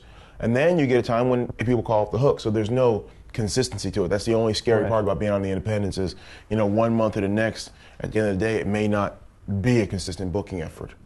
How did you find, again, we're going to get into this topic more in a little bit, but when you were consistently with WWE, how did you find they were when you were out? Because there's a little bit of a scandal last week about Tess being let go, and of course he was out with neck surgery and he can't work right now, and that WWE, WCW, they don't tend to do that. Yeah, I had never heard of a situation where a guy is hurt, and I haven't been around wrestling too terribly long, but I haven't heard of a situation where a guy's hurt who's under contract who was released while he was hurt.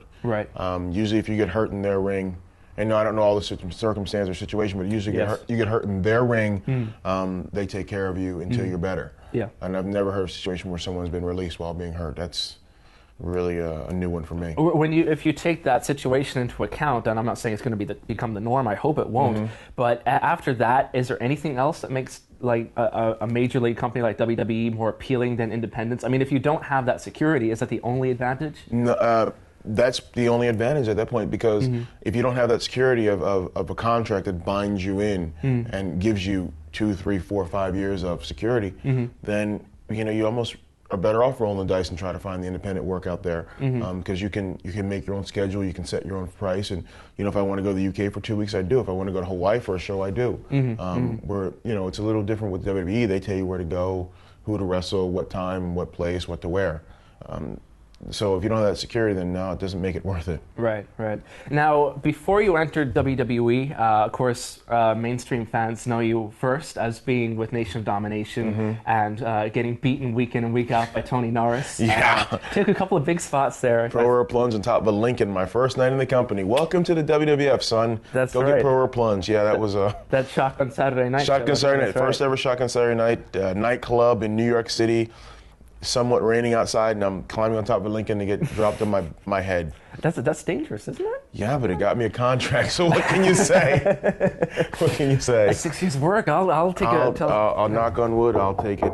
I'll take it. What were your initial impressions? Because of course they brought you in as your background for a long time. Did you think initially, I'm going to be here for a long time? At that point you didn't know, because they had a rash of guys come in, and you remember the Nation had a big posse around. They had, that's right, JC Ice and Wolfie D, the Clarence Mason and character. the Clarence Mason character, and then you had a ton of guys just standing there in suits. And I didn't know if I was just going to be here tonight, gone tomorrow, or if I was actually going to make a run out of it. And I think the turning point was we had done a tour in South Africa, and they actually had me wrestle on a couple matches in South Africa. Right. And up until that point, I'd only walk to the ring, and they let me go out there and wrestle. And it didn't matter what the finish of the matches were, but Gerald Briscoe was on the phone every night going, "We got to do something with this kid. We got to do something with this kid." And when I got back, I sat down with Jim Ross and Bruce Pritchard, and they hammered out a deal. And I was like, "Oh my God, the Holy Grail has been laid in front of me." And that's when I knew. But it took a couple months. Were you working night to night until that point? Or? Yeah, I was on it nightly, and really? It could have been. If I'd have made one mistake, or they'd have changed their mind, or wind would blow another direction, I could have been out the window and have been never a D-Lo character in the WWE. So, how do you feel about? I mean, there's been plenty of times in wrestling history, and you just outlined one where you're brought in, and it would especially go if you were under contract at the time, which you weren't. But you're out there every night as a character. You don't have to take any bumps. Is that good because you rest up, or is that bad because you're afraid of losing your spot? Double-edged sword, because. It's good because you're resting and you're saving your body, but it's bad because they don't know what you can do. Yeah. And at the end of the day, this is a wrestling industry, and you've got to prove you can wrestle. And of course, them you're unproven as of yeah, that point. And I'm still, other than a few people in the office who knew me from Smoky Mountain Wrestling, Vince McMahon didn't know me from Hill of Beans, and the majority of the company didn't know me or know what I could do or have seen me work. Right. So, it was scary because you're like, okay, either you're going to go manage today. Okay, well, then in my mind I'm thinking, okay, I got to do something to get involved. I got to take a bump somewhere, show them I can do something. Right. So you get involved with the finish or get involved with the match, but you just itching to get in there and actually have a full match to show them something. So luckily I got it, and I'm happier for it. Now, how did you get into WWE? You just mentioned Smoky Mountain Wrestling. I'd spent time in Smoky Mountain Wrestling in 94, my first company. And that was owned and run by Jim Cornette. Yes. And at the time, Jim Cornette, a great man, let me tell you that. I'm going on record. He is one of our favorites. He is I love Jim Cornette. He's been to my wedding. He drove all the way from Louisville, Kentucky to Miami, Florida for my wedding. So, really? That is lovely. He owned the company, and at the time, Jim Ross was taking a sabbatical from WWF at the time, and he was down doing the play-by-play for Smoky Mountain. He would fly in every month and do our TV. Right. So Jim Ross got to see me once a month to do TV. Jim Cornette saw me obviously on a nightly basis. So just exposure by that, and then whenever they brought a big-name star, and one time they brought The Undertaker in for a weekend, and they put The Undertaker against the Gangsters, and I got a lot of work with The Undertaker, so then Taker got to see me. Right. So now 94 turns into 95. I go to Ohio, wrestle in Detroit and all that, and I go to Puerto Rico and spend some time down there. And then in the interim, the Nation of Domination was formed. Right. And so they were looking for a guy who could be in the background, take some bumps, hopefully get involved and see what he could do. And Jim Ross, Jim Cornette, and Undertaker all thought of me instantly, and then started search looking for me. Found me in Puerto Rico and gave me the call and told me to come to New York. How much do you think your size helped? Because, of course, when you look around the independent spectrum now, you're one of the bigger guys in the scene. Right. You're 6'3", probably up there, 240. 250, 260, yeah. I think it helped a lot at the time, but although it might have hurt, because at the time when I signed with WWE, I was huge. I was like 360. Right. I think it helped because it was a big guy bumping around, but it didn't look too terribly good in the ring when I was wrestling around. So it helped and it hurt me. So Catch-22. Did they put heat on you for that? Because it's a bit weird. They have gotten rid of guys like Gangrel and guys like Vader, who I think personally I like watching them work, and I don't think their size really compromises them. But yet they will push other guys like Big Show, and they brought back Viscera the last couple of weeks on television. Do you think that they're inconsistent with that, maybe? And how are they towards you about it? You know, towards me, there was never any pressure to lose weight. That was all about me because I wanted to look better in the ring. Right. So there's never any, okay, D-Lo goes lose some weight, you look like a slob. I just would saw myself on TV and go, damn, that's pretty bad. You know, the camera does horrible things to you. But there is a double-edged, sword to that, because you either have to have a good body or grossly overweight. There's no in between. Yeah. And it's those guys who are somewhat chubby, somewhat in shape. They're the ones who get messed with. Right. But you get a guy like Viscera, that's his big. But that's his character. That's his gimmick. Yeah. The Big Show, he's so big. That's his deal. You Vader, go past that line. Yeah, you're either one or the other. There's no in between. Yeah. So I mean, when you're caught in the middle there, that's when you get a little messed with. Now, when you start, of course, you start with the Nation of Domination angle we're talking about. Did you have any problems? Because at the time, there was a lot of controversy because it's a racy angle to do. And they did a couple of very pushing things, biker gangs. They had roughed up a locker room helmet had graffiti on it and this kind of thing. How did you feel about that? We go back to Smoky Mountain Wrestling. Mm-hmm. Now, I was in a gimmick called the Gangsters there. Yes. Which people here, so you can explain, because people won't have seen this. Okay, the Gangsters are 3 black men running around Southern America saying, "Kill Whitey." Mm-hmm. It doesn't get any more racist than that. So to me, going into the Nation and some of the stuff we did there was like a night off. Right, right. You know, from what I hear, there were nights where things were almost completely over the edge. Yeah, there were with the Gangsters. We had the Klan rally against us. They asked us not to come to the town. So here we're, there's some town in Kentucky. There's one road in, one road out, and there's a Klan sitting there on that road. Cross is burning, and we're driving by with our hoods on. We go in. We're supposed to be the main event. They put us on the 3rd match, and we hightailed it out by the time the show was over. Yeah. We were, 400 miles away and still going. Yeah. It got a little racy at times. I mean, once again, the U.S. South has gotten better, but when you're blatantly going out there, you're pushing the envelope, it's a little dicey. So, like I said, the Nation was just, we had some tough times in Nations, but it was a piece of cake. Yeah.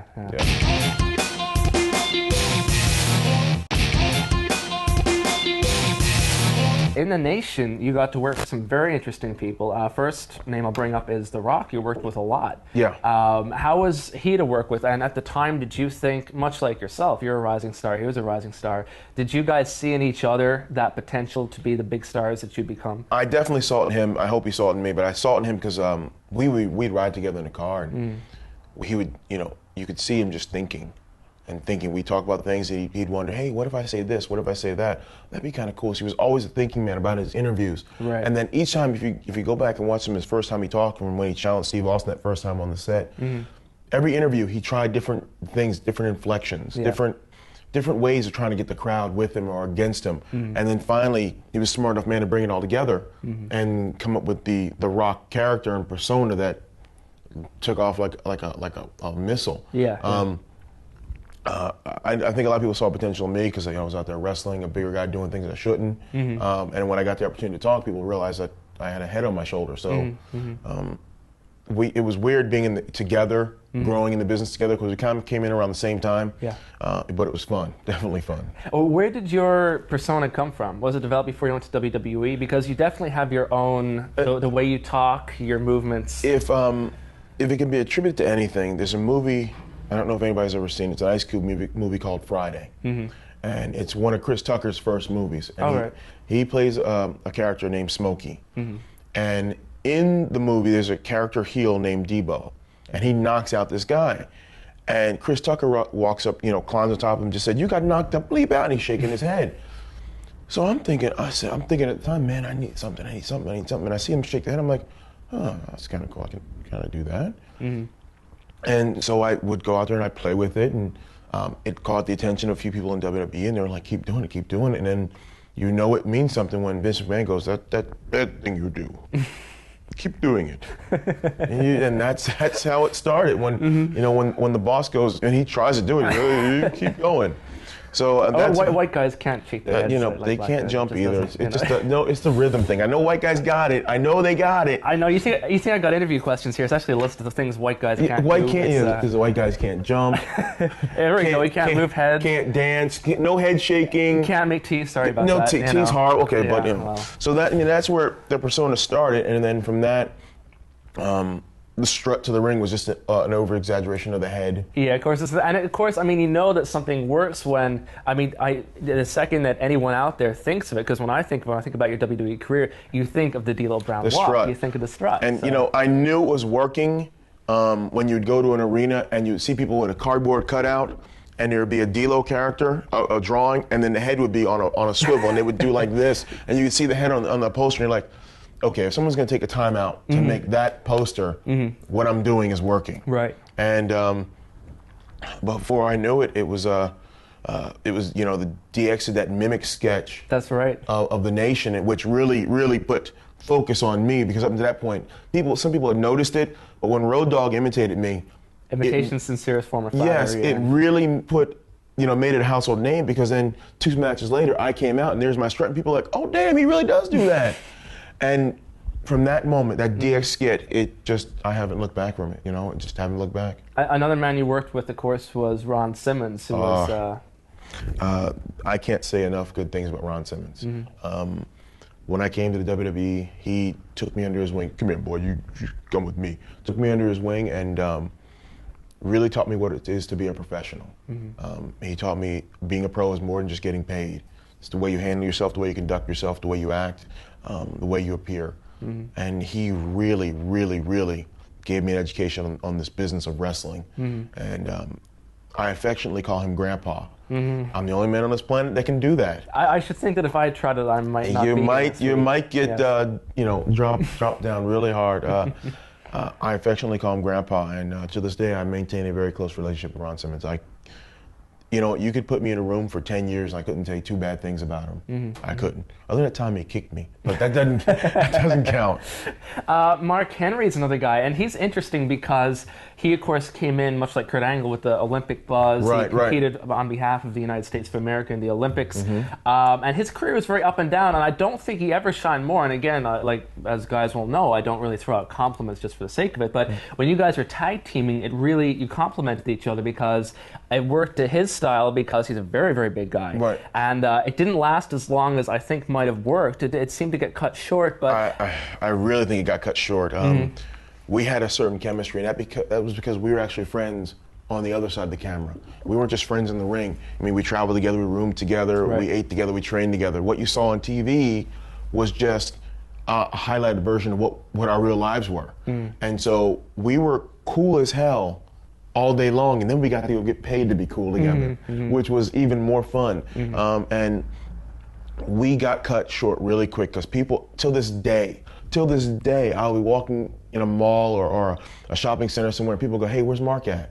Like I have him in my car somewhere in the trunk. And the same thing with him. Mark, where's D'Lo at? Till this day, I mean, and he's another guy I maintain a very close relationship with, and hopefully, this business is very, very small and very funny. You may see us together again someday, somewhere. And I would love that because I think we had, I had my own run as a singles, but had most success in terms of fan approval and appreciation when he and I were together. How did he get on? Because, of course, it's a very tough transition if you didn't grow up a big wrestling fan. Right. And, I mean, for my money, I thought he had charisma, and I thought he had talent, and he and the front office never seemed to work together very well. Was he frustrated with how things developed? He was frustrated, and Mark still has charisma. He's one of the funniest guys I know. He's one of the most genuine and charming men and people I know. He has stage presence, most definitely. I mean, Mark's type person, he's so lovable that he would give you, if you needed a shirt, he would give you the shirt off his back, and if you didn't take it, he'd beat you up and put it on you, okay? And that's a scary thing when Mark Henry wants to beat you up. Mark has always had an injury problem. And whenever Mark was always get on track and Mark would lose weight and get on track and his wrestling would come on, something would happen. He had that bad luck with his ankle or his shoulder or his knee. And it just seemed like every time he started to hit cruise control and things were going well, something would pop up. And that was I think one of the reasons that our tag team broke up because we were going to have a match at WrestleMania and he hurt his knee. And had to have knee surgery because that kind of derailed us there. They tried to go back to it again, and something else happened that derailed it, and then they split us apart. Because there was no consistency to it, which is just an unfortunate set of circumstances, Another man who was in the Nation of Domination, and you worked with several times, is Owen Hart. And in fact, near the end of his career, in fact, you guys worked together a lot. If I'm trying to remember the February pay-per-view that year, you guys did a tag match. He was with Jarrett, and you were with Mark. I was with Mark, and then Mania. Weren't you it was guys me and Test against tag? it was me and Test against Jarrett and Owen at Mania. And over that course of probably 4 or 5 months from December of the following year in through Mania, it was me and Mark against Jeff and Owen, me and Test against Jeff and Owen. So we got, wrestling Owen Hart, okay, forget about wrestling. He was one of the funniest guys you'll ever meet. And he was a clown. Like he would do ribs, like we'd be in the ring and he'd put me in a hammerlock or put me in a chin lock and have me there. And I looked down and he'd untied my pants, and you hear Owen go, and what are you doing? Or you'd look up and he'd untie the referee's shoes, and no one would know he's doing this. You're like, what are you doing? He just, and he'd tell you a joke, and you're like, wait a minute, I'm having a match here. So I got the privilege and the pleasure of being in the ring with him, and that was just an education in itself, because even though you're out there and you're in the middle of this competition, this contest, you can still have fun. And he showed me that, and very privileged and honored to have known him, to have been part of his life, and to had him in my life for that short amount of time. How difficult was it that night? Because I'm trying to remember now. I think you actually worked before. I worked before. It was me and Mark, Kane and X-Pac. And I say lucky in the terms of we wrestled before the incident happened, because I don't know how the other guys are able to go out there and do it. I don't. I mean, I know you have to be a pro, and I know at the end of the day that people paid their money to see you perform. But wow. Yeah. I mean, I'm glad I wasn't put in that situation to see how I would have performed, because my mind was somewhere else. It was not in that. It was not in the arena. You know, that night was rough, because you know we were in the back and we were talking over. You know, we had a great match. It was, everything was good. Everything was good. And then the B-roll of his entrance came in, where you know he's eat your vitamins and brush your teeth, you know, doing the blue blazer stuff, and at the time he's being lowered down, and then the video was cut short, and you know, there's Jim Ross talking about there's been a horrible accident. We're like, what? And an image that'll never leave me. I don't care what happens. You know, Jerry Lawler's a cut up. He is just, what you see on TV is about this much of who he really is. Okay, he's just a class clown. And he came back with this pale white face, stone face, and he said, I think he's dead. I'll never, ever forget that. And then watching Owen come by on the gurney was bad. I mean, it was like, you know, you're like, okay, maybe he didn't fall from that far, and maybe he's just knocked out. And we got the word. We got the word before it was announced on TV. We got it not quite some time, but enough advance warning where we were just sitting there, and guys started to file out and go to their hotels, and a long night that was. And it was even worse the next day. We flew to St. Louis, and you look at the airplane seat where Owen's supposed to be sitting. It's like, ooh. That night on Raw was, you know, thank goodness it wasn't like, it was a tribute show, not a, I don't use the term competitive, but it was more of a tribute, because they're trying to move on immediately in advanced storylines or something. It would have been difficult. So it was, thank goodness it was more laid back, because you know, it was a rough couple of days. How do you feel about a lot of people are critical of Vince McMahon for not finishing the show. The counter side of that argument after Owen passed away, the counter side is obviously that, I mean, no one could have ever predicted this to happen. You know, how, from your perspective, and there's none better. There's no contingency plan. Nothing like that has ever happened in wrestling, and God forbid it ever happens again. You don't know what you do in any given situation. Someone will go around and say, you know, I could never kill somebody. Well, you don't know if they're holding a gun to your head or to your wife's head. That's right. You never know what you'll do in any circumstance. So that had to be one of the toughest decisions Vince McMahon has ever had to make. And I don't envy him for having to make that decision, and I'm glad someone else had to make that decision, because I don't know what I would have done. I can't fault him for going on, but I wouldn't have faulted him for stopping. I'm just glad it wasn't me who had to make that choice. Well, we jump back a little bit earlier and in your career, and probably the most defining early victory you had was you defeated Triple H for the European Championship. Yeah. And this is really when the whole Nation of Domination group was coming together, and it was Nation versus D. What a great run. Yeah, that was at the time my biggest victory. I mean, that actually put me on the map. And it was cool because, you know, we had the whole thing, the whole Nation versus DX. You had me versus X-Pac, you had Rocky versus Hunter, you had anybody go, and it just didn't matter. Any of the, you know, Mark and going against the Outlaws. And it was one of the angles that really, really brought the Attitude Era in and helped and a lot of people, in particular in my opinion, helped the WWF catch WCW in the ratings wars, because it was compelling TV. And that was actually the week before Rocky and Hunter were supposed to wrestle in a unification match, unification match for the European Intercontinental title. And Hunter wrestled me that night, and X-Pac wrestled Rocky. And so everyone thinks, okay, both these guys will win, and they'll go on and uniform. And then all of a sudden, Triple H slips on a banana peel and loses. Where everybody thinking, well, X-Pac is now going to beat The Rock for the IC belt, and everything would have changed. So it was very compelling TV, and just wonderful to be part of it. There's no storyline that's been close to it since. And of course, you mentioned you and X-Pac, Sean Waltman, had a series of pay-per-view matches, which were very good. How did you like working with him? Loved it. My most favorite opponent, not just, okay, I have a favorite match, but he is one of the guys who, when I got to see my name on the board next to his, and we had such a great series of matches. I mean, we flip-flopped the European title back 4 or 5 times, and he and I believed helped put interest on the European title, because up until then it was like it was a secondary title, just no one cared about. Right.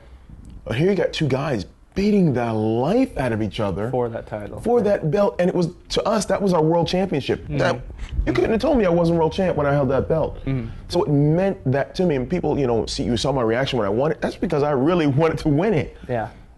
And it was enjoyable when I did win it, and when I was in a situation where X-Pac wanted it just as much as I did, man, we went out there and just had lights out matches, and they were just tremendous. He's another guy I hope get the opportunity to work again.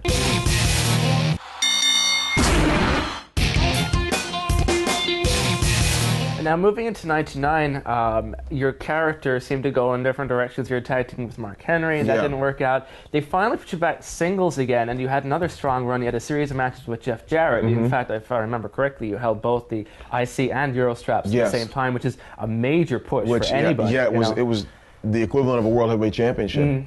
So we had the match with Jeff Jarrett, and I really thought at that point the character of D'Lo was on track. Ready to step from this level to the upper echelon. I really believed it, and I was watching last night, hanging out with a bunch of cool guys at a bar last night, and we had a DVD of mine put together, and listen to some of the reactions when I'd come out and during that run with me and Jeff Jarrett, like SummerSlam. I was like, wow, you could see it. Everyone could see you were just ready to step up. Momentum, man. It was there, and everyone thought I was pegged to step up next to the Immortals. It's for lack of a better word. What do you think happened? Don't have a clue. I think it had a lot to do with Vince Russo leaving the company. That's right about the time when he left. That's exactly the time. Was it difficult then when Russo left? Were people that he liked and people he pushed, was it tougher on them? I think it was, and if you had the tag of being one of Russo's boys, one of the guys Russo wanted to help create, it might have been a case of, okay, let's bring these guys back down a peg, because immediately after that, Jeff Jarrett jumped to WCW. That's right. Yeah. And went over to continue his run, ironically, under Russo. That's right, yeah. And I was the last one of quote-unquote Russo's boys remaining on the roster. And after SummerSlam 99, I think I had, one more run with the European belt. Mark Henry and I had one more run. I had 2 more runs of the European belt, but it was never the same. It wasn't the same. They say that if you're going to succeed in WWE, like a lot of companies, you need someone batting for you in the front office. Did you find that to be the case? I think that's true in any company, any wrestling company.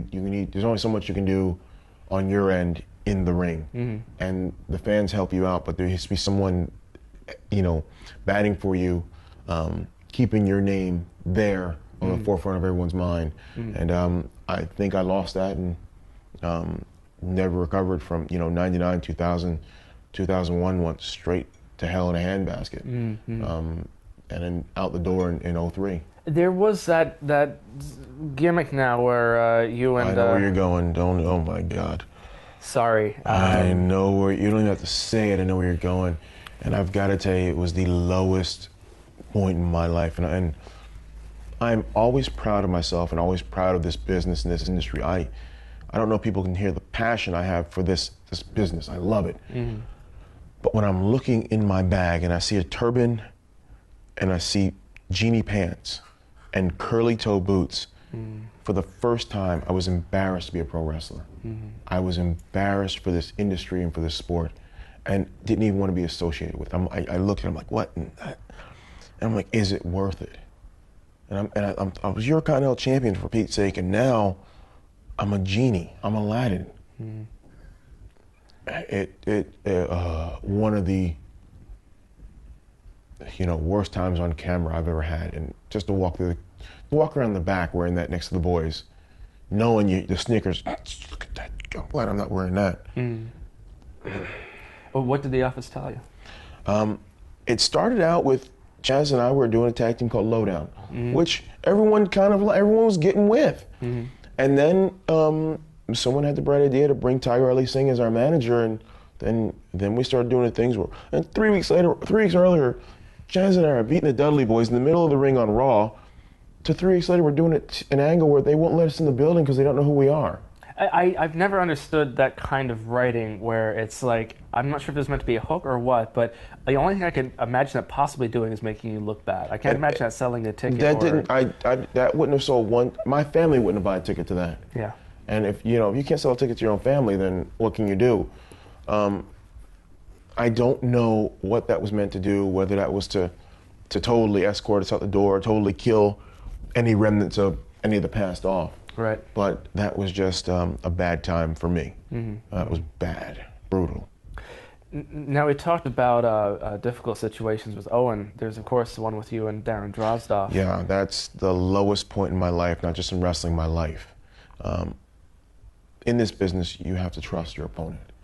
You trust him with everything you got, because you trust him with your life, because this is about two people working together. And when someone gets hurt in the ring, whether it be your fault or not, you carry that with you. And Darren and I, we have watched the video, we've talked about it, we don't know what happened, what went wrong. And it was, a move I've done 100 times, a running powerbomb. A move I've done with him 100 times. We've had experts, quote unquote wrestler experts, come in and watch it, and they didn't have a clue. And to this day, I still don't know what happened. Just something went wrong. And to have someone get hurt on your watch and get hurt that severely, you carry that with you forever. And that changed me as a person, as a worker. I was a heartbeat away from retiring. I didn't come to the next Raw the next week, and people were wondering where I was. The office was on the phone with me. I had Jim Ross talking to me daily. And finally, I came back, and it was like, okay, let's go ahead and do this. I want to end, have two careers end on the same night. But that's something that, I think about every day. There's never a day that doesn't go by I don't think about that. And that's, you try to move past things, you can't move past something like that. It's there, it's always in the forefront of your mind. And, I've never done that move again. There will be never a circumstance where I'll use it again.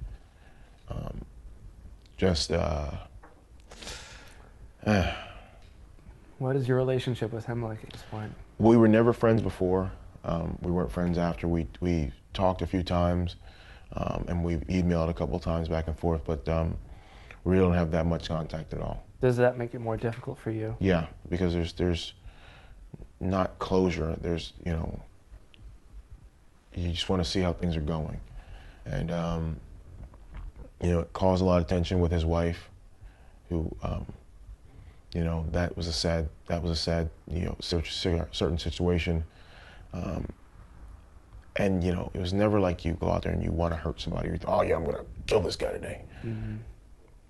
It could have easily been me, and there are times I wish it was me. I mean, I just happened to be the unfortunate guy in the ring with him that day, and he happened to be the unfortunate guy in the ring with me that day. And it was just a bad day all in general. And once again, it's something I hope never happens again. If you were to turn around with that experience and use it in a positive sense to give something positive to the business as a result of what you've learned and what you've experienced, what would it be? Well, and that's why I'm so much of a stickler for kids learning how to do this the right way, proper training. Because things like that, if two professionals can go out there and something happens like that, well, a young kid starting in this industry without the proper training can happen to a lot faster. And that's why, if you've ever seen me do a training seminar or teach a kid, or even before a show, I see some kid run the ropes the wrong way, I will stop and go, okay, here's how you need to do it. This is how it works for me. This has been the safe way for me. And I'm a stickler. Okay, keep doing it until you get it right. And don't try this until you got it right. So, I mean, that's the positive that came out of it. I'm much more in tuned and trying to show people how to do this the correct way. Because there's a lot of people out there who play at wrestling but aren't wrestlers. Mm-hmm. What is your opinion then of a lot of, there's so many wrestlers, unquote, and I don't mean to be disrespectful, but there's a lot of new guys coming up in, particularly around the U.S. right now, and there's so many training schools out there, and you don't need any credential to be a wrestler. Yeah, there's no, and we talked about this off camera, there's no wrestling 101 handbook on the proper way to train people. And I see situations where a kid is 2 weeks out of training himself. His boots that he ordered came in the mail, and then 2 days later he's opening up his own school. Well, how can you do that? You don't even know what you're still wet behind the ears yourself, and now you're teaching someone else how to do this. That's right. Any Tom, Dick, or Harry with a pair of boots can call himself a wrestler. That doesn't make you a worker. And there's a big difference between being a wrestler and a worker. I just wish there was some kind of standard on who was allowed to train. And you know, I've been fortunate enough, I've seen a lot of training centers around UK and Ireland. You know, there's a lot of positive things out there. I see some good kids in the FWA school. I see good things in the WCW school. I've been over here and I saw the IWW school, and I see good things. But then you go, and I won't name the bad schools. I've seen where it's like you walk in there, and just from the minute you walk in, oh, someone's gonna get hurt. Someone's gonna get hurt. Because guys are learning how to do 360 shooting star, leg drop, Fosbury flip dives, and they don't know how to lace their boots up right. Can't body slam without dropping the guy in his head. Yeah, can't take a bump. They don't know how to lace their boots up, but yet they're the first thing to climb, they run in, they climb right at the top rope and try to jump off and you know, imitate AJ Styles. You know, I use AJ Styles because he's a worker and he's safe at what he does. He uses a high impact style, but the kid's a worker and he flies. You got to learn how to work. You got to learn how to crawl before you can walk. And some kids are trying to run and haven't even started crawling yet. Define for our fans a worker versus a wrestler, because there's a big difference. It's a totally different lifestyle. A worker is someone who eats, breathes, sleeps this industry and tries to promote this industry and get it better. And they're guys who go in the ring and practice the art of working the crowd and the illusion. I'll give you Bret Hart's a good worker. Ric Flair's a good worker. Even in his own way, Hulk Hogan is a good worker. Wrestlers are guys, there are wrestlers out there who just get boots and start jumping around. And there's a difference. You see guys in the upper echelon, you see a guy as a fan, you're like, oh, he's good, oh my God, he's good. And then you watch the other guy going, he's gonna kill himself. There's an easy thing right there. The kid is gonna kill himself, he wants to be a wrestler. What is your opinion then of, because of course working is so much grounded in creating an illusion, making something bigger than it physically is, in the strong style, the stiff style? There's no such thing as strong style. That's just a bunch of kids just getting rocks off and hitting the hell out of each other, knocking teeth out to impress the people they sold tickets to. Take it from a guy who goes to Japan every day. I go to Japan 2 weeks out of every month. I'm in Japan more than I am home. There's no such thing as stiff, strong style in Japan. Whenever you see a clip of someone knocking the piss out of each other in Japan, it's usually a veteran slapping a dojo boy, because that's their way of training. There's no fun in kicking somebody as hard as you can. If you want to do that, join the UFC. You want to punch somebody as hard as you want, go try boxing. We are artists. We are illusionists. We are improv. But we're not. We wrestle to protect somebody. We're not just out there to kill somebody. The art is doing it without killing them or hurting them, making you think I'm killing them and I'm hurting them. And at the end of the day, you have a good night, you go in the back, you enjoy what you just did, you relax. You don't come back and see a guy who's all black and blue, blood coming out of his face and 3 teeth missing, going, oh brother, that was great, give me my $25. And no, that's not great. You've got about a 2-minute lifespan in this business if you're gonna wrestle like that. You know, guys like that are called shooting stars. They're here today and gone tomorrow. You know, workers are guys that last 10, 15, 20 years. And that's the key to being a worker, is longevity, not, oh my God, when's he gonna come down? Is it a conflict then? Because you worked with Vince Russo so much back in WWE and in WATNH, we'll talk about in a moment. A lot of guys like him, a lot of guys dislike him. And usually the dislike is because people say he doesn't understand the business and he exposes wrestling and takes the emphasis off of the illusion and puts it on other aspects, like quick storyline turnarounds and seedier storylines. The people who endorse him say that he's a good guy with good intentions who goes out there and pushes people who deserve to be pushed. Is it difficult for you to work with him? Because, of course, he pushed you. He saw the talent you had. At the same time, he has done many things that have pulled the curtain back, whether it's insider terminology or having Buff Bagwell throw the match on Nitro, which, of course, sort of exposes wrestling to people who don't need it exposed to. Is it difficult to... I use that double-edged sword again because either Vince Russo, you like him or you hate him. There's no in between. I love him. He's a real good friend of mine. It's good to go out there and work with somebody who sees talent in you and tries to put it out in the forefront and run with it. On the other side, there are things that he'll throw out 1,000 storylines and maybe 99% of them are a little over the edge. But then there's that one that's great, but no one sees the one great one because the 99 they're over the edge. Right. It is rough going out there with the seedy storylines because there's, I don't want to see that all the time. That's not wrestling to me. Wrestling is two guys going out there fighting and the winner gets paid more. Yeah. And that's a lost art. Fighting because I want your championship, because I get paid more if I'm the champion. That's gone. Now it's more of a soap opera, and that's a sad part of it. I love what Russo has done in certain circumstances, and I dislike what he's done in others. But for the most part, I like Russo as an individual.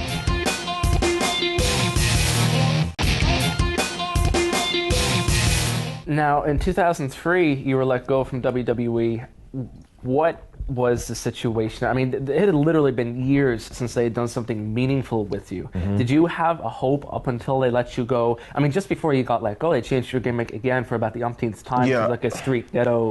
And there was hope because I had done the Saturday Night Heat thing, or the Sunday Night Heat thing. I was doing commentating. That's right, yeah. And Triple H was like, we're wasting him behind the TV. He should be in the ring. So I'm thinking, okay, here's finally the endorsement I need again to get maybe another run. Right. So I get back in the ring and I come right in and they throw me right at William Regal for the European title again. I'm thinking, okay, here we go.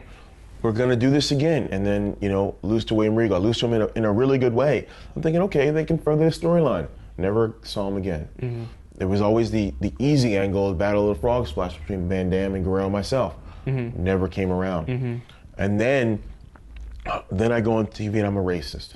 And anyone who knows me, that's the furthest thing from me. But I've got to go do it because I want to get out there and get the opportunity. And then right in the middle of it, when everyone thought it was starting to take off, my contract expired and they weren't going to renew it. And that was it.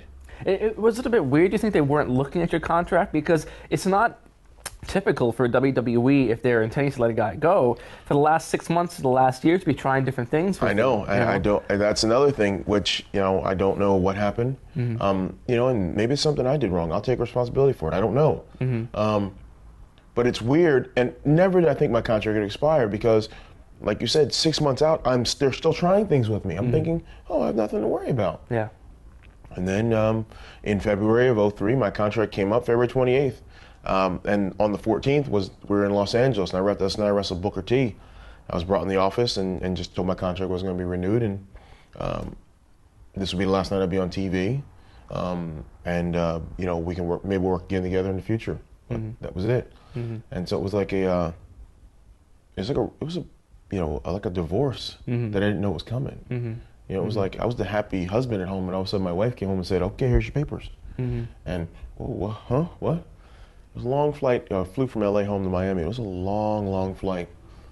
I sat home, under contract. I was still under contract for 2 weeks. I couldn't make contact with anyone about work.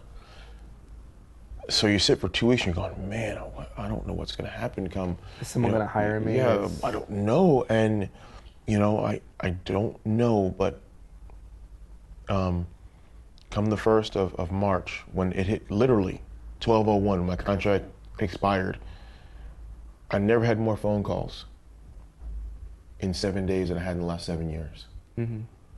And at that point, it dawned on me that maybe, I'm not washed up.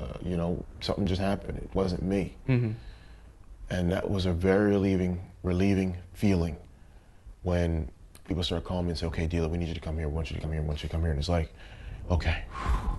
All right. Okay, we can go on with life. Okay. There's life after this.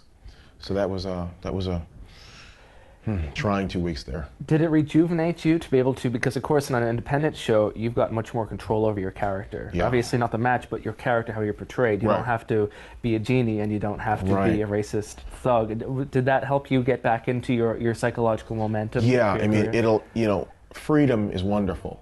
The ability to control your own character, your own destiny is great. Going on an independent show, the guys are like, hey, what do you want to do? How can we, what do you want to do with your character? How can we help you out? And it's like, it's just a wonderful feeling. And yes, that rejuvenates you, gets you going again, get your juices going again. It's just the weird part is, before I used to look around, I was the youngest person in the locker room, and everybody looks at me. I'm the oldest guy in the locker room, and I'm a little scared. That's the only bad part about the independence is now I'm the vet, and I'm going, oh, geez. Everybody's looking at me for advice. That's the only bad thing. But yeah, it gets you going again, gets you fired up again. And, if anybody's seen me on a show, I don't go out there and just take nights off because of name value. I give a promoter twice as much in what in the ring than what he pays me. That's just me. That's just my style. So you'll never see me just lay in the ring and grab a headlock or pass out in the corner or whatever. I'll go out there and give you 120, 130%. When you were released, what were the initial promotions that worked best with? I mean, of course, you worked with NWA TNA quite quickly. It was NWA TNA. There were companies in Detroit, Border City Championship Wrestling, a ton of independents all around Florida, NWA Florida. I'm thinking of All-Star Pro Wrestling, and there's a ton of promotions. And then FWA gave me a call and they wanted me to come over here. Right. So, I mean, it was just initially huge outcry of people calling. And finally, a dream of mine finally came true. All Japan Pro Wrestling finally made the call and asked me to come over. And that to me was, okay. Right. Now I've kind of got a little security again now because the major companies bringing me in again. So there was promotions out there, too many to name. And if I start naming some, I'll embarrass myself by not naming others. Guys, promoters like Frank Goodman on down have really, really been good to me. So I'm very, very lucky and very happy. When you first went to NWA TNA, which is of course #2 promotion in the U.S. right now, it was fairly early in their existence. They're only 6 months or so in. Right. What was the atmosphere like in the locker room? Very, very jovial. The feeling of something special was happening here. This could be the company, was the feeling. This could be the one to put us over the top, to bring a competitive business back to the United States. That was the feeling, and it's still majority of the feeling in there now, it's just a little different now. What do you attribute that to? It just seems like, I don't know, bookings all over the place. I liken TNA to an all-star team. You've got all-star talent up and down the roster, just in the wrong positions. You got Raven, who's been there for 2 years, who should have been world champ 3 times by now. You got AJ Styles, who I believe is the next evolution in this business. You got up and down the roster, Christopher Daniels, guys who come in there, amazing. Red, once again, I'll embarrass myself. You got a great tag team, America's Most Wanted, and it just. Something's not clicking. I don't know what it is. Let's see, they started in 2002 or in 2004 now. It's been over 2 years since they started. Do you think that perhaps an indication of the problems that you might perceive and a lot of people perceive in booking might be reflected in the fact that last weekend they had a pay-per-view, and I mean they've had 2 years with guys like Chris Daniels, could have been guys like you. Of course, you did work with them, but it never became cemented. Guys like Raven, of course, guys like AJ Styles, and at the pay-per-view last Sunday, the main event was Kevin Nash, was Scott Hall, was Randy Savage, and all the guys that have been there for 2 years are largely in the same position they were 2 years ago. Right, and they're not, it's like, and there's no disrespect to any of those guys who got brought in, but when you build a company around people for 2 years, and your first big pay-per-view, the pay-per-view that's gonna cement the future of your company, none of your boys who you've been building for 2 years can even sniff the main event. To me is wrong. Because all that says is, guys, go out there and do your stuff. But ladies and gentlemen at home, wait soon. There'll be real wrestlers in the ring in the main event. That's exactly what it said. Yeah. And of course, the real wrestlers are people that they will always perceive as people who are older, yes, and always perceive as from a different company, yes, and will always cost so much more than the wrestlers they've developed themselves. And here's the ironic thing is the guys who busted their behinds for 2 years to allow TNA to earn the money, to pay these guys, to bring them in for this pay-per-view, these guys may not even be part of the company. You know, these big name wrestlers will probably be there 2, 3, 4 shows, and then they're gone, and it falls back on the guys who got slighted to be in the main event. Okay, let's do it again. Creatively, what did you think of your run in TNA? Were you perhaps not as concerned about because you were taking other bookings as well for a period of time? But creatively at first I thought things were good. I thought things were going well, and then it started to teeter off. So I was like, okay, I'll get other bookings somewhere. You know, this is not TNA is not my bread and butter. It's just a company I work for. And then, we just had a conflict of interest, and things happen, and then we just parted ways. I mean, no big issue, no big scandal, just don't want to work there anymore. I mean, that's just it. Well, we've seen you in so many companies all over the world. What can we expect from you now in the next 12 months? What's the game plan? Pretty much, I'm going out there. I'm staying in Japan a lot. I want to come to the UK maybe 3 times a year. I don't want to, too terribly. And I think guys have it is to come over here way too much and they become normal. There's something special about Americans who come in. And just like if you go to America, there's something special about Brits or the Scots or the Irish that come over, and you're like, oh, there's something special about them. But if they're part of the regular roster, you don't want to flood it. Yeah. So I want to come to the UK maybe three more times in the next 12 months. I'll go to Japan every month, and then just do tons and tons of independence all around, and just keep going out there and shaking my head. Well, on that note, thank you very much for joining us here in the Bagpipe Report. Ladies and gentlemen, this has been D'Lo Brown. Cheers. Peace. Thank you.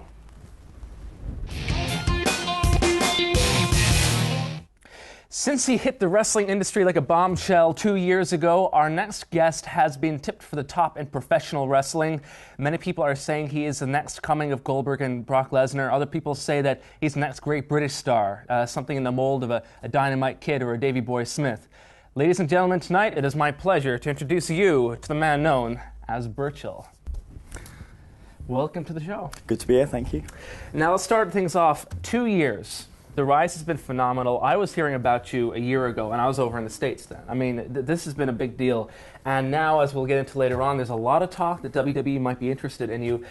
Kick us off from the top. How did you wind up in this crazy business? It started off, originally I was playing a lot of rugby. I'd gotten to a standard where I didn't think I could sort of get to the next level, say up to professional level. I was playing at a good standard. Obviously, like all guys that go into wrestling, I was always a fan. Right. When I was very young, I was a fan of the British stuff, and then obviously WWF at the time.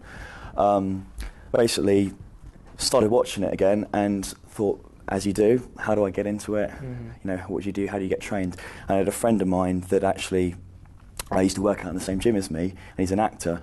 And I said to him, how do you, I want to become a wrestler. How do you do it? And he said, actually, my friend's doing it in the States. He's gone to wrestling school. And I was like, what the hell is wrestling school? And he said, you've basically explained it. So I looked around for stuff, and I first saw an advert for the Hammerlock School.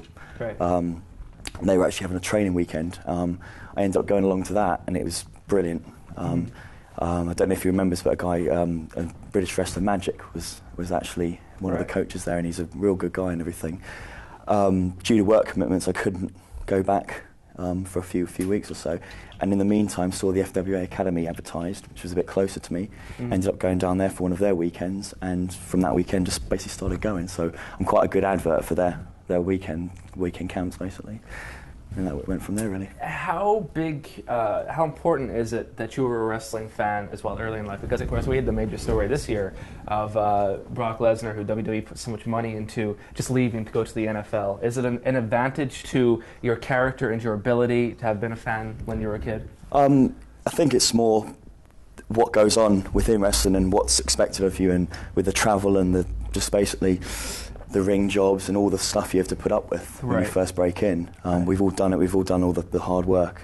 I think you need to have a desire for the business from the start to do that. If you come in and you've got no respect for the business, or you've got no love for the business, as soon as you're expected to do that sort of thing, you just be like, well, this isn't really for me. I'm going to go do something else. I'm going to do another sport. That's what I found was the main thing is your desire to do it, and that's because you're a fan, basically. Because wrestling wasn't your first pursuit, you did rugby, you've been involved in athletics.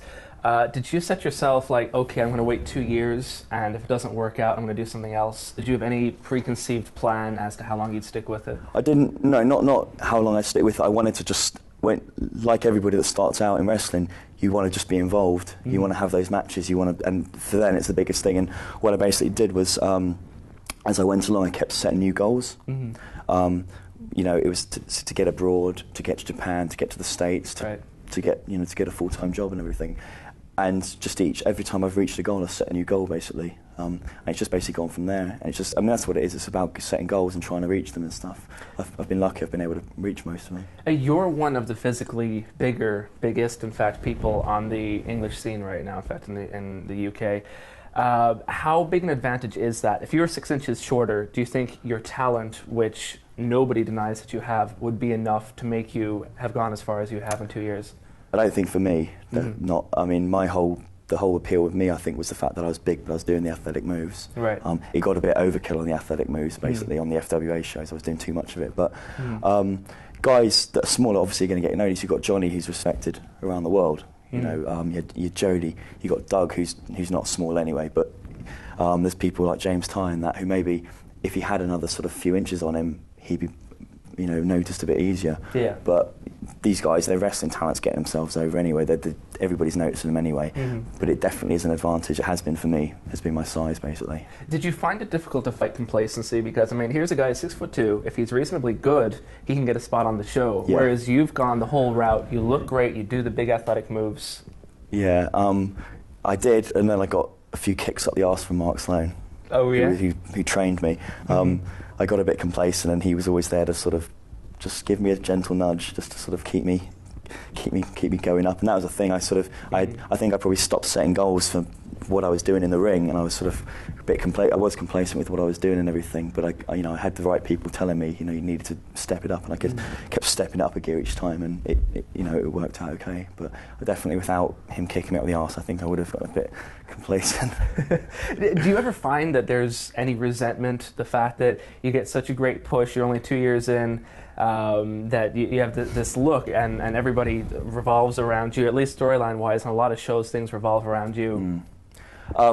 Not that I've noticed from the guys or anything. You get, obviously, with the that wonderful thing, the internet. I think you get a lot of backlash there. Right. You know, some of us we talk about it sometimes. I'm not a big person that looks on the internet or anything. I haven't got internet. I have to go and use it. But the theory is that a lot of the guys that will slag you off or something are workers, not main workers or anything, but we have this theory that a lot of them probably are under A-listers and don't say the nicest things about you, and a lot of them are just idiots, basically. Well, everybody's got their opinion, but you know, people are always going to pick holes in anything. You know, I've seen, you see things about people like Doug and Johnny who are pretty much flawless in what they're doing. But people are still going to pick holes and stuff. But I haven't had anything sort of from any of the guys I've been with or anything.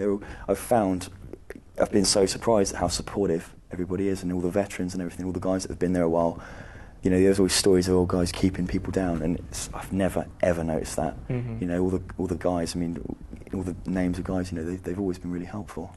If we do see you on a big international stage sometime soon, of course, so far you've gotten over, I mean, most of the people that I know who are a fan of you is because you're a big burly guy who beats up smaller guys using these incredible looking moves. When you go to WWE, you're no longer the biggest guy, and you're going to have to get over on character more than that. In fact, a lot of people in WWE have been told not to use so many athletic moves because they don't want them injured.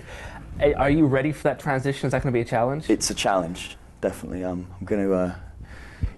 wherever you go, you're going to, you know, I was discussing with someone, and they said there's no way that if you ever did that, they'd throw you in and expect you just to be able to talk, be able to, you know, some guys can talk and stuff, you know, I can talk, but it's something that's going to need coaching. I think with something like that, it's the more bringing out your character. You know, what character are you? Okay, how can I develop that character, and what little things can you bring to the character and stuff? It's going to be a challenge, but I'd look forward to, if I went there, to basically not being one of the bigger guys, just being a normal sized guy and being able to just do the matches with guys, you know, of a similar size. I find I work better off guys that size. I don't work well off smaller guys at all. You know, no offense to them or anything. I'm not comfortable with it. I just feel like a bit of a big goon in there, just throwing them about and stuff. Right. So, you know, it'll be interesting if it happens and everything. Well, if it helps, I'm sure you don't appreciate being thrown around too much either. I don't want to get thrown around too much. No matches with the Big Show. Now, when it comes to the possibility of working in WWE, who in your career has brought you along the most in 2 years to get you to this level? Who's helped you? It's been sort of a few people that have always been there, and sort of people more recently. Since I started, from the very, very first time I started, Mark Sloan at the FWA Academy was the guy that brought me along, and he was the one that just kept putting across to me, you know, you've got these athletic moves, you've got this athleticism, you've got to use it. And I didn't really want to use it too much, you know. I didn't want to be a big man, but I wasn't sure how far it would get me. And he always said to me, you'll have this uniqueness that other guys won't have. And as it turns out, that's what sort of has gotten me over and has got me noticed. And he's always been there sort of supporting. He's the sort of guy that whenever I've needed something with anything really, he's the first guy that you go to, because he'll do it, he'll sort it, he'll do everything. He started up his academy shows to basically get us guys matches, and what he didn't want me to do was to go out there and just start working before I was ready. And maybe get a hard time. He always said that first impression people get of you, you know, is the one that lasts. And my first impression with a lot of people was my match at Frontiers of Honor, which they held me off for a year, and I did it. He's been good like that. He's been really, really supportive. More recently, guys like Joe Legend, who basically recommended me to his Japanese company. I've been out into Japan and worked. I'm out there again next month. And Drew McDonald. He's the one that basically he recommended me to say WWE to go and work some matches for them. And he's been the guy that's basically been recently just constantly sort of trying to sort that sort of side out things for me. You know, everybody's got so much respect for him within the business. The fans, you know, they give him a hard time and everything. They don't realise how good he is and how good he is to people, you know. And again, it goes back to this whole thing of saying, you know, the older guys, the veteran guys are going to try and keep you down. And it's been the absolute complete opposite. People like him, with people like Robbie Brookside, always there to give you advice. But I've worked Dave Taylor a lot recently, and the stuff that he tells you, you know, the stuff he's able to put across to you, it's been good. You know, it's all very helpful. There's loads of other guys, you know, all the guys within the FWA, the organisation there, have been really good to me. They've really helped me along, actually. It looks very likely now that you'll have the chance to learn from Jim Cornette as well in the not too distant future, if you do wind up working maybe down in OVW for a while. Have you heard about OVW's reputation and Jim Cornette's reputation? Is that something you'd look forward to doing if you had the chance? Yeah, I mean, if I went out there, I think that's obviously where I'd go. OVW was some of the first tapes I started watching when I got into training, and it was an eye-opener, because obviously knowing that it was their farm system and everything, it was interesting to see how guys develop and how they really bring them along and everything. It's I've sort of kept in touch with it and everything, especially with OVW. It seems like all their guys have come up now. They've got like a new batch of guys now. I know James Ty went there for one of their tryout camps and everything about a year and a half ago or something, and he the stuff he came back with was phenomenal. You know, just the stuff they told him. You know, you need to do this, you need to do that, and some of the drills and the training exercises that we were doing were so helpful. And I mean, he just spent a week out there. So if I've ever went out there, what I'd learn, it'd just be unlimited. You know, I was talking to D'Lo Brown the other week, and we were talking about it. He said, if you ever talk to Jim Cornette, he said, you learn when you're not even listening. He said, you know, when he talks, you just learn so much from him. He's just got so much knowledge. So I'd look forward to it. Yeah. He is one of our favorite people. So I do hope you do wind up working with him. What are your aspirations from here? Did you expect to have an opportunity like this, and is it something that you were aiming for? And now that you do perhaps have it, if you do wind up on a WWE roster, what would be your goal? Yeah, I mean, if something like that happened, if I was to get the chance to go there and everything, that would be sort of the pinnacle of sort of what you're doing. You know, say a lot of people say I wouldn't want to work there or something like that. And maybe some people don't, but it's sort of as good as you can get. I mean, some people wind up in Japan, you know, doing very well in Japan and stuff, Puerto Rico, Mexico. But for me, from when I first started, that was what I wanted to do. I wanted to get there. I've never been really interested in going anywhere else. That's been where I want to go. So hopefully, you know, the opportunity comes up that I get to go there at some point. You know, and it happens really. But it's definitely been the one goal I've had. That's been the sort of the big goal. you know, and especially the last, say, year or so, I changed down what I was doing in the ring just to try and work more to that sort of style and everything. Right.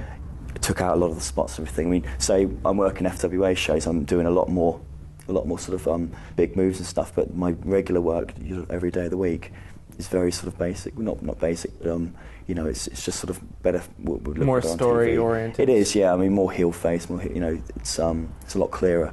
Mm-hmm. Basically, it's been that, and then, you know, the whole thing.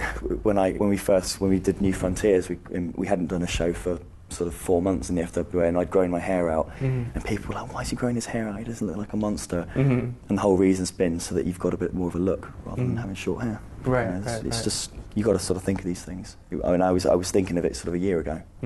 So Now, coming out of the UK and Ireland, there is a certain bar, there's a legacy of sorts. For one thing, a lot of today's style did originate in England. I mean, it's one of the holy lands of professional wrestling.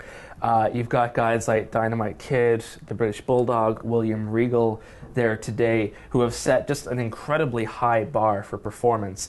Is that something that you're going to be aware of as you move forward in your career? Yeah, it is. More recently, Doug Williams as well. Absolutely. You know, he's the darling of all the American indie scene and everything. Absolutely. Yeah, Ring of Honor has had amazing success. success. It is, and actually it's funny when a lot of the guys on that scene, they work in a lot of English stuff now. A lot of them, they're doing more English stuff than the English guys. Yeah. But it's just fair enough, they, you know, doing it very well. But yeah, I mean, there's guys like obviously Dynamite for his work rate, Davey Boy for how over he was with everybody, and, you know, still remember the match he did with Bret Hart at Wembley Stadium, and just how huge it was and everything. You know, to ever get to that sort of level of stardom that he got to would be amazing. But I'm aware of it. I mean, my hero, always the guy I've always watched, liked watching, and I still watch, was Mark Rocco. Just the whole.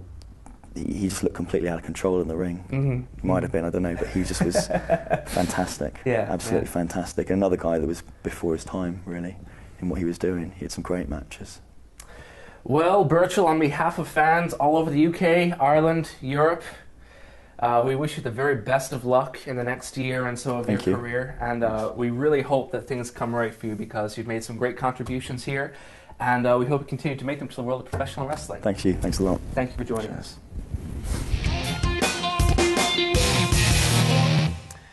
Okay, on the line right now we have one of the most controversial and one of the most influential personalities in modern professional wrestling history. Vince Russo, you will know him on screen from NWA, TNA, and WCW, but perhaps his greatest influence was off screen, where in the boom period for WWF in the late 90s, he was one of the spearheads, one of the main driving forces and creative forces behind the entire company's product. It's a pleasure right now to welcome to the Bagpipe Report, Mr. Vince Russo. How are you, Vince? All right, I'm doing fine. Good. Now, the first question, there are so many millions of questions. We do so many interviews here, but there's a million first questions I could ask you, but let's start simple. Last night, NWA TNA had their first monthly pay-per-view, and as far as we have heard, it is your last pay-per-view with the company. Is that the case? Yeah, last night was my last day. I gave my notice probably about a month ago, and last night was my last show. Does it specifically relate to that show, that product, or is it the direction that your life has gone in which led you to decide to leave? Well, to be honest with you, I think it's a combination of both things. I think it's not. I wouldn't necessarily say just that product, but I would say the wrestling business in general, and you know, kind of what I've seen over the past 5 years, just has really been disappointing to me. You know, I mean, since I left the WWE, which was about 5 years ago, I mean, what I've seen over the last 5 years, I mean, just as a wrestling fan, has just really, really been disappointing to me. And quite honestly, it's just really not my style of entertainment.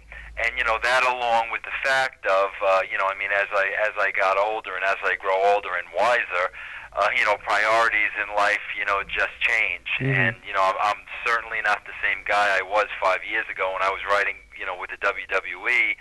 And, you know, I'm just at a totally different place right now. And I think the combination of those two things really helped me to make the decision to just move on. So is it a situation now then that the style that you helped create, the Crash TV and the very, we're going to talk about your website, Vince Russo, Forgiven soon, that entire style that you spearheaded is the same style which is actually pushing you away from the business now? I don't think it is the same style, to be honest with you. What's the difference between what we see today and what you try to infuse the business Well, with? it's, when I was, doing the writing for the WWE, it was really reality based.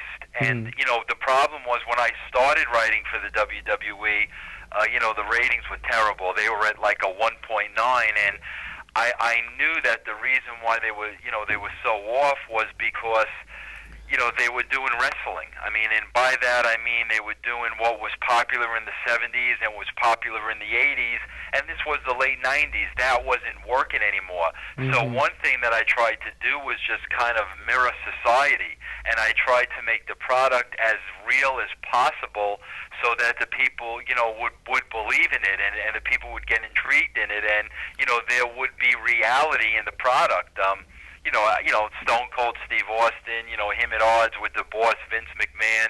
There are a lot of real-life storylines like that which got the people hooked. And, unfortunately, again, everything I state is my opinion, but, since I've kind of been out of the writing, it's my opinion that they've gone right back to what they know, and, what they know is wrestling.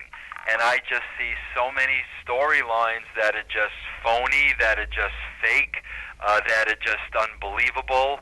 And, I feel in the last 5 years, the wrestling business has gone back 10 years. And, as a fan now, speaking just as a fan, I just didn't enjoy it anymore. It just, it wasn't intriguing to me. It was no longer a challenge to me. And, I just felt that, we were going backwards rather than go forwards, and, at that point, it wasn't fun for me anymore. Well, when you talk about them going back to the wrestling, do you mean they go back to a more cartoon-style storyline, a less real storyline, or do you mean they go back to a greater emphasis on what happens when the bell rings? Oh, no, I don't have a problem with that at all. I mean, as a matter of fact, last night's show, what happened when the bell rings, I mean, the matches in the ring were incredible last night, and I don't have a problem with that at all, and I think that's definitely one thing that TNA has over the WWE is what I see in the ring. I mean, there are, 30 guys, just busting it every night, and I think the in-ring product is phenomenal. But, my part of the job and what I take great pride in and what I do, is the writing and the storylines and the characterizations and, the reality. And, the business, in my opinion, it's 50-50. It's, you've got to have that action in the ring when the bell rings, but you've also got to have those storylines so the people and the fans watching at home, they care about the characters in that ring. And, I think, again, just my opinion, that it's that part of the business right now that is just greatly lacking. And, again, being that that's what I do, the more and more we got away from that, the less and less I was really interested. Well, let me give an example. For instance, a couple of years ago in WCW, Michael Awesome, that 70s guy, the big chick dater, where does that kind of thing fit into the realm of reality? What is your perception of what makes that marketable to people? Well, you've got to have a little bit of everything. I mean, not every storyline can be a serious storyline. I mean, you've got to have some comedy in there, but that's the thing. That's exactly what I'm talking about. It's the variety, and it's mixing it up because different people are going to like different things. And like I said, in the last 5 years, I no longer see that variety. I see in the last 5 years the only people that are going to enjoy the wrestling business are the wrestling fans and the wrestling purists. And the reason why we had such a boom in the late 90s were because we brought people to the product that weren't wrestling fans and that never had seen wrestling before.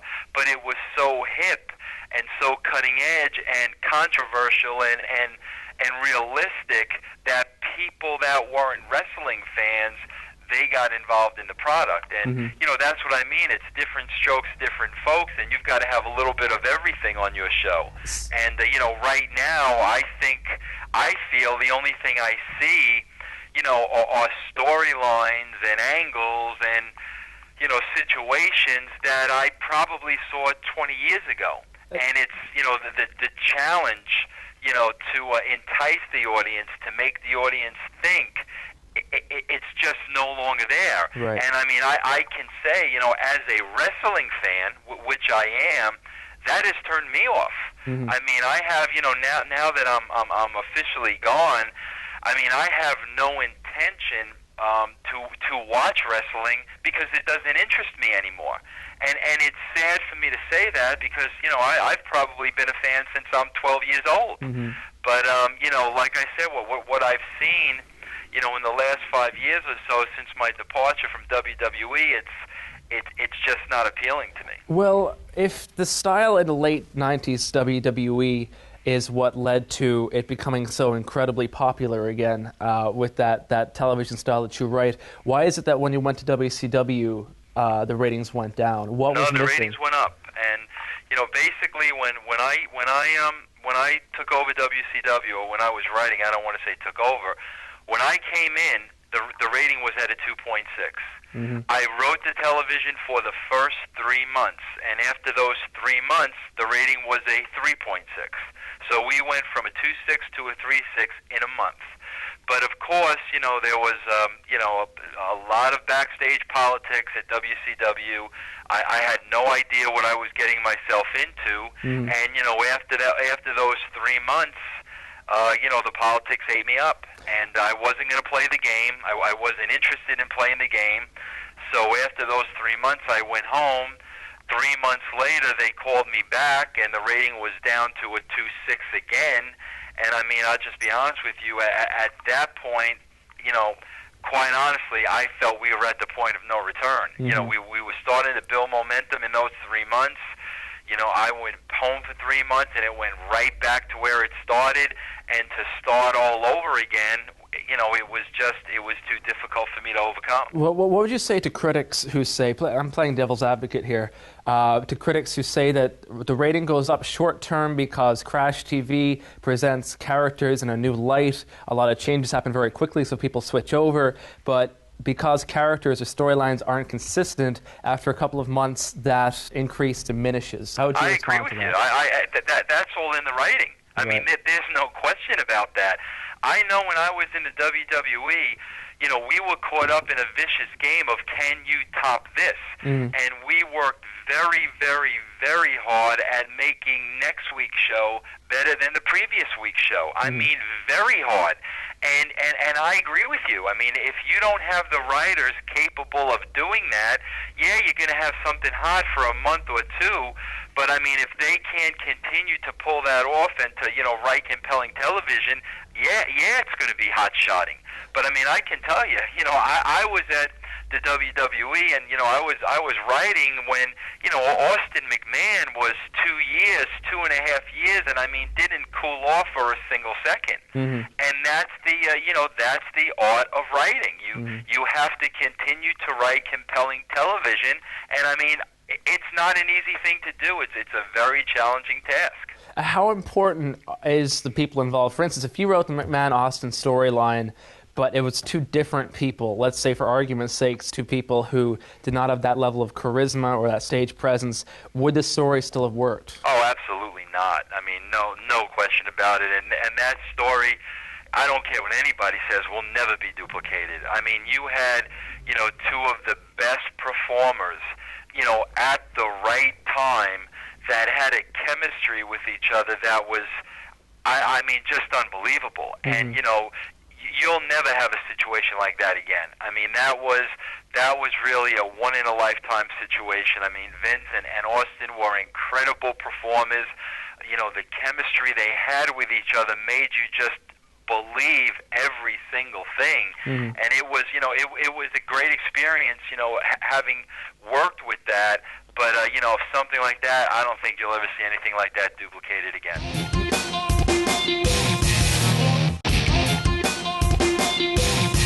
You touched on the politics in WCW, and of course, from the outside, the biggest incident was what happened at the Bash at the beach with Hulk Hogan. What was the situation leading up to that? Is it safe to assume that when you talk about playing the politics, that Hogan's name would therefore be at the forefront of your mind? No, I don't want to say that, but I will tell you, I mean, the wrestling business is built on greed, power, money, jealousy, and every negative adjective I can possibly throw you away. And even though, I still can't comment on the Bash at the beach, I mean, what I can tell you is that whole incident was built on every adjective that I just threw you away. Mm-hmm. But, that's the wrestling business, and that's what I said to you when I had a life change, when I became a Christian about a year ago. All the negativity I saw in the wrestling business magnified by 1,000. Mm-hmm. And, there was so much more negativity than there was positivity that, I just didn't want to be around it anymore. And, it's the wrestling business. And I hate to say it, and it's not like, I'm taking a shot at the business or I'm not being thankful for what the business gave me. It's none of that. Mm-hmm. But the fact is that the wrestling business is a business, and it's a very dirty business. Mm-hmm. And after, 12, 13 years that I was involved in it, man, it can just wear you down, and I mean that's what it did to me. What was your relationship with Eric Bischoff? Because if I can go on a tangent for a second, when it comes to the consensus that sort of comes out from the various companies, the consensus is that a lot of the boys like you. That's the impression I've always gotten. A lot of people get the impression of, and a lot of people on a personal level don't like Eric Bischoff. And of course, I'm not saying this as a friend or an enemy of either of you, but just the buzz, let's say. How is your relationship with Eric Bischoff, and do you think it's fair, those two characterizations? Well, I mean, I can tell you, and I mean this from the bottom of my heart, and I say this as a Christian today, the reason why I stayed in the business as long as I did was because I love the boys. Mm. And I especially the young guys. I just love working with these young kids that have a hope and have a dream, and, you basically take them, from nothing. And from nothing, I mean, no character, no experience, and you work with them, and you help them fulfill their dreams. And that's what I enjoyed more than anything. I mean, to this day, that's what I love more than anything. It was never fun to work with I'd say, 80% of the veterans. That wasn't fun. That was work. But the young guys, I mean, I love that, and I would give anything for these guys. The situation with Eric is, and it's quite this simple. We were put in a situation where we had to work with each other. Neither one of us had a choice, and quite frankly, we didn't trust each other. I mean, we didn't trust each other as far as we could throw each other, and a lot of that has to do with the wrestling business. I mean, the wrestling business just makes you very paranoid. It makes you always have eyes in the back of your mind, and you've got to understand, when I work with Eric, that's when I was coming off of the politics of WCW, when after 3 months I went home. So now they bring me back, and all of a sudden I'm working with Eric, and I mean, it was at that point, I didn't trust anybody. Mm-hmm. So, and he didn't trust me, for whatever reasons, but, it was a very, very, very difficult situation, and it was a situation, to be honest with you, that I don't think either one of us wanted to be in. Mm-hmm. And I could have told you from day one it wasn't going to work, but, that's the situation they put us in, and, we tried to make it work, and it didn't. The wrestling media has been fairly unanimous in saying that Jeff Jarrett isn't the right choice for a guy to head up a company as the lead character, sort of that Steve Austin or that Rock position. Under your writing, he headlined both WCW and NWA TNA. How would you counter critics who say that he's not the right person to be in that position? Let me just set one thing straight for the record. Mm-hmm. I wrote nothing at TNA. Mm-hmm. And I want to make that perfectly clear to everybody. I was hired as the writer, and in almost 2.5 years, I did not write a single show. Really? So, as far as anything, the only thing I was really involved with creatively was the sex angle. And the reason being was because it was my angle, and I was involved in it, and it was my idea, and I just wanted to make sure it got done the right way. But as far as anything else you've seen on that show, and, Jeff's push and all that, that has nothing to do with me. I'll be honest with you, to me, one of the problems I have is I feel very strongly that if a talent is the booker and a talent is writing the show, it will never be successful. And I think that's why we had the success at the WWE, because for a good part of that, time, it was myself and Ed Ferrara writing the show. Ed Ferrara and I were not wrestlers. We weren't looking out for ourselves. There was no selfishness involved. So basically what would happen would be, every week, Vince would give us a roster of 40 guys, and it was our job, me and Ed, to get 40 guys over. And it was always an even playing field. Everybody always had a storyline, and everybody was a star. Well, when you have a talent writing the show, human nature is you're going to cover your back first, and you're going to make sure you're on the show, and you're going to make sure that your spot is protected, and then after that, well, then we'll talk about everybody else. Do you think it was the wrong move then for you to write yourself in WCW as one of the pivotal players? The power that be? See, that's another misconception. If you if you remember, the first 3 months we were doing the powers that be gimmick. Okay, I was never on television. Okay, when I started working with Eric, it was Eric's idea to put me on TV. It was never my idea. So you would have preferred to be off television? You would prefer to be off television? Absolutely, absolutely. But here's the deal too. I mean, it's twofold. It wasn't only that. I mean, it was Eric's idea to put me on television, but also, to be honest with you, they were putting such pressure on me at WCW to get ratings overnight till I finally got to the point where I said to myself, okay, if you want ratings overnight, no problem. I'll go out there and I'll do it myself. I mean, that was really the point that I was pushed to. But, if I had my druthers and if I had things, my way, I would much prefer to sit back, write the show, produce the talent, and that be the end of it. I mean, I can tell you I've never enjoyed being a performer. I mean, I haven't.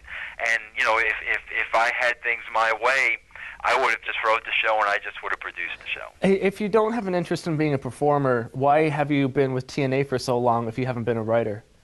Because I'll be honest with you, Jeff, who is the writer, I think Jeff thought I was a better performer than I was a writer. And I'll be honest with you, that's insane. Because I know how I can write, and I know what I'm capable of. But Jeff, who was the writer, saw things differently. And again, one of the main reasons I've been involved with TNA is because Jeff's a good friend of mine, and I wanted to help him out. I wanted to help a friend out. I wanted to help him get this product off the ground. And as the writer of the show, he felt I was a better talent than I was a writer, so it was his choice to put me on there as a talent. They always say that the like back when we were talking about valets or managers, that the manager or the valet shouldn't outshine the talent. Do you feel that there's ever a problem there when, of course, you were, for example, managing AJ Styles, and you're so much taller than AJ is, it actually made him look shorter when you were around him. Do you think that took away from, for this particular example, took away from AJ's credibility? I mean, I'll be honest with you, I don't buy that stuff. I mean, I really don't. But again, what it comes down to is producing a talent and making a talent larger than life and making a talent the best that they can be. And that doesn't happen overnight. I mean, that's weeks of TV, months of TV, even years of TV. So I mean, I don't buy into that at all, because if I were working with AJ and I were producing AJ and I had, AJ for a year or 2 years or whatever, that wouldn't even be a problem. But so I mean, again, it depends on who's writing your show. You've been involved with the TNA product for pretty much 2 years now. What is your opinion on how the company has grown? Have they done the right things or the wrong things to become a major company? Rate them out of 10. What was the last thing you said? Rate them out of 10. How have they done? Like a scorecard for 2 years in the business. Yeah, rate them out of 10. Have they accomplished the right things? I'll say exactly what I said before, and I'll give them a 5. And the reason why I give them a 5 is because the ring work is through the roof. AJ Styles, America's Most Wanted, Triple X, the in-ring is through the roof. And that's why I love the young guys so much, because of the heart and the determination. But it's 50-50 to me. And the other 50% of that are storylines and characterizations. And again, in my opinion, I think they've done a terrible job. And, so if you ask me, yeah, the in-ring product is through the roof. It's tremendous. But the other side of that coin, the entertainment aspect of it, I think that leaves a lot to be desired. Who's a better wrestler, Ric Flair or Kid Cash? In my opinion, Kid Cash. Why? He's just more exciting to watch to me. I mean, nothing against Ric Flair, but I think Kid Cash is a great talent. And I'll be honest with you, I'm amazed by guys that just put their bodies on the line, and guys that make these high risk maneuvers where one miscalculation and there's going to be problems. And I think the reason why I put them on such a pedestal is because me personally, I would never do that. And I'm just amazed, to watch guys like Cash where, man, when you pay that money, they're going to give you 110%, and anything can happen at any time. So, to me, that's the type of wrestler, that I would favor. We had D'Lo Brown in here recently, and he spoke very highly of you. His opinion that he expressed with us about working in wrestling is that to do a high spot or a gymnastic move which risks one's life takes guts, but to cut a promo and with just simply words or with very basic actions in the ring to sell tickets with that and to become over with that and create business with that, that's what wrestling is really about. How would you respond? That, but yeah, when you asked me about Ric Flair, I thought you were talking about the in-ring work. I am. I'm talking about. I absolutely agree with what D'Lo said. There's no question about it. There's no question about it. It's not easy to go out there and perform and get the people. It's not easy, and there's an art to it. And that's what Flair does, and that's what Flair is. In my opinion, that's what he is incredible in doing. And I don't need to tell you that. Everybody knows that. Yeah. But yeah, I agree 100% with D'Lo's comment.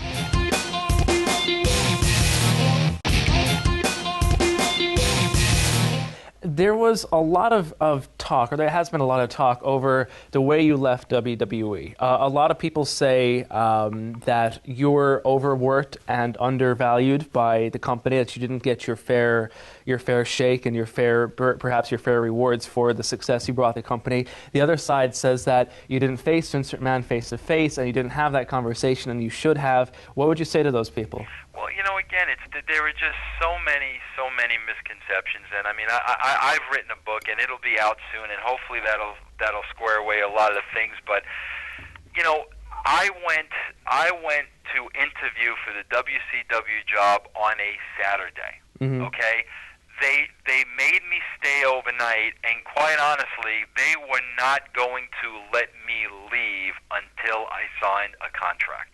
And again, that's my fault. But they sound like bad laid guys. it on, and they laid it on thick. They brought every big wig in the company imaginable, in a hotel room on a weekend to woo me. They had me call in Ed Ferrara, and they were going to give him a job. So they came at me, with cannons, and I knew they're not going to let me get out of here till I sign the contract. Okay? So basically, I went to the meeting on Saturday. I stayed over on Sunday. Okay? And Sunday is when I signed a contract. We had a show on Monday. Vince expected me to be at Monday Night Raw, at the New Jersey Meadowlands on Monday. When I left WCW in Atlanta, it was already nighttime. So I had to change planes in Philadelphia. So by the time I went from Atlanta to Philadelphia, it was 10:30 at night in Philadelphia. Vince is expecting me at Raw the next day. That was the only opportunity I had to call him and let him know what had happened. Is that the way I wanted to do it? Of course not. Well, because with you being in the power position with all these executives wooing you, wouldn't you have been able to negotiate yourself, listen, I'll start on Tuesday or I'll start the following Monday because I have to go and talk to... You don't understand. The wrestling business does not work that way. I mean, it does not work that way. And I'll be quite honest with you. Oftentimes it does not. I will most certainly say to everybody who watches this. But I'll also say this, Jimmy, to be honest with you, the type of person I am, there is no way I would have been able to have a meeting with WCW, at that level, and show up and work for Vince on Monday like nothing had happened. I'm not that type of person. I don't mean to show up and keep working for Vince, but I mean just to show up on Monday and say, listen, this is the situation. I've signed the contract. Just to talk it out to a face-to-face. Just I'm curious on a more personal level as opposed to a professional one, since it was with WWE that you did get your opportunities to become so well known in the industry and so influential in the industry. I just have to ask you a question, Shoot. and you really got to answer this question for you. You talk about me getting the opportunity. Who really did what for who? I mean, let's be honest with you. Like I said, when I started writing for WWE, the rating was a 1.9.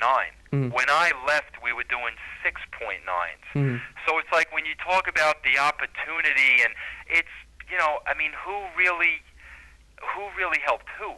I mean, and again, it's, yes, I thank Vince for the opportunity, but, you have to understand something, too. I had to beg him for that opportunity. Right. I was almost out the door, quitting years before because they weren't giving me an opportunity. And I had to basically, go into Vince's office and say, look, when I was a magazine writer, I basically said, if you think I'm just capable of writing the magazine, you need to let me know that. Because if his answer would have been, yeah, that's all I think you're capable of, I was gone. Because I knew I was capable of so much more.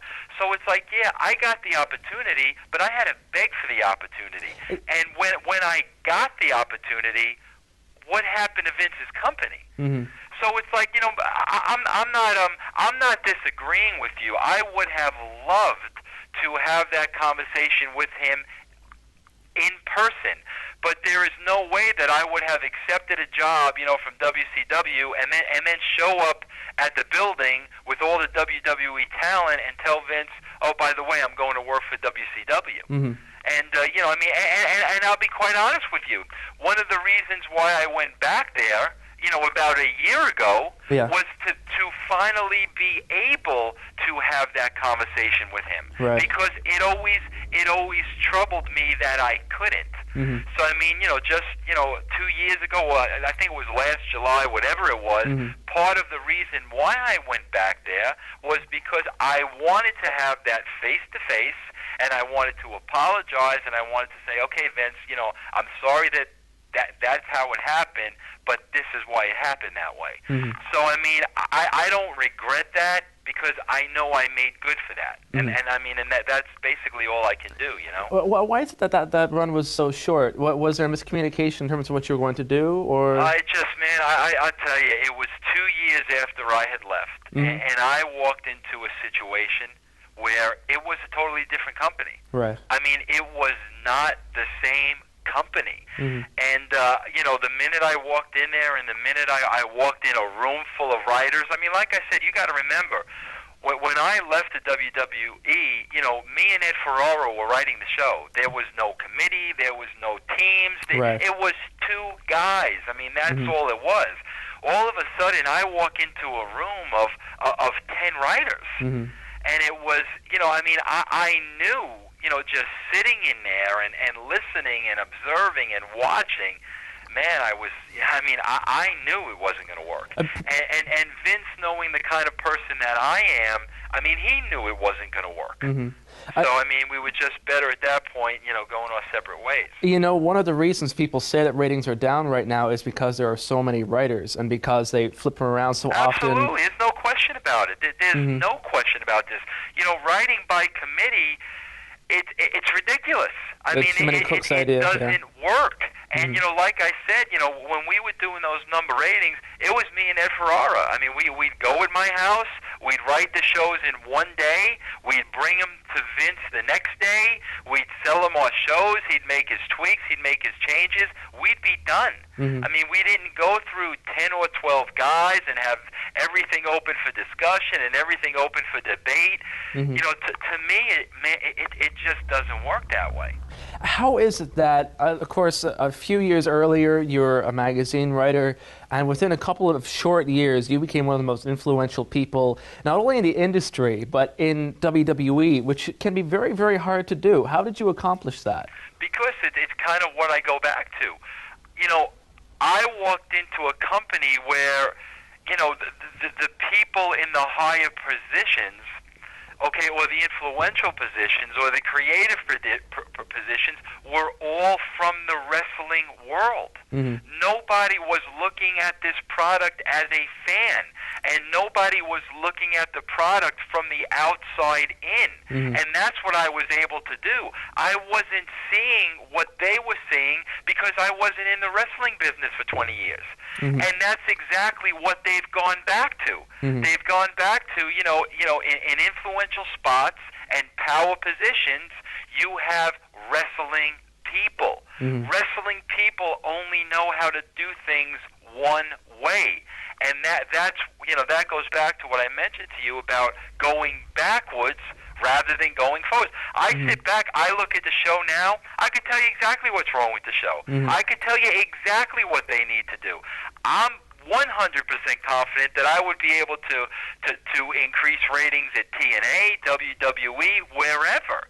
But, the problem is, again, as long as you have wrestling people doing that, they're going to go back to what they know. And unfortunately, what they know doesn't work for 90% of society out there. Do you think that there's kind of a catch-22 situation for your work in that the closer the higher up in WWE you got and the bigger a writer you became, the more and more, obviously, you worked with the guys directly. You worked with the top guys, The Rock, Steve Austin, all this, and you knew them on a personal basis. Does that conflict at all? Does it actually become harder to write objective television programming? No, not really, because I tell you, man, I always made it a rule of thumb don't make friends with these guys. I mean, I loved them. I mean, don't get me wrong, Rock, Mick, I mean, I love the guys, but I never had personal relationships with them because for what you just said, I knew it would have gotten in the way. Right. And, like I said, when I had 40 guys on the roster, I wanted it to be an even playing field. And that's where, again, when you have wrestling people booking, that's where the politics come in. Well, this guy who's writing now may have wrestled this guy 5 years ago, may have had heat with this guy 5 years ago. That's why that guy's not on the show. And you see, and that's why when you're a writer, rather than a wrestler trying to write the shows, you don't have to deal with those problems. So, I mean, I always, as even the closeness we had on a professional level, I mean, I always, kind of tried to stay away from it personally. Despite it being short-lived, you did return to WWE, of course, we talked about. Were you surprised by that, given the fact that, I mean, the war was very bitter between WCW and WWE, and at one point, like one of the highlights or lowlights, I would say, was the Oklahoma angle, which seemed to openly make fun of Jim Ross's Bell's palsy condition. There was a lot of venom back and forth on either side. What would you say now about the Oklahoma angle and the bitterness that there was just between the two companies, which of course translates over to its employees after time? It's ridiculous. And you know what? I couldn't see that until I was a Christian. I mean, I really couldn't, and the reason being is I was so caught up in it like everybody else. I mean, there's no excuses. I am ashamed and embarrassed now for what I put Jim Ross through. I look back at that, and I can't even believe that that was the same guy who's talking to you now. And of course, if I could do that all over again, I would, but I can't. But the bitterness in the business, and not only the competition. I'm talking about within your own company. It's horrible. It's horrible. And you know, like I said, I look at that Jim Ross situation, and I mean, all I can do is publicly apologize to him. Say I'm sorry, because you know, again, you get so caught up in it that you're willing to sell your soul at any price. And that's who I was, and that's what I did. And, you know, like I said, you know, having been saved a year ago, boy, you know, you just look at things, you know, very, very differently now. Yeah.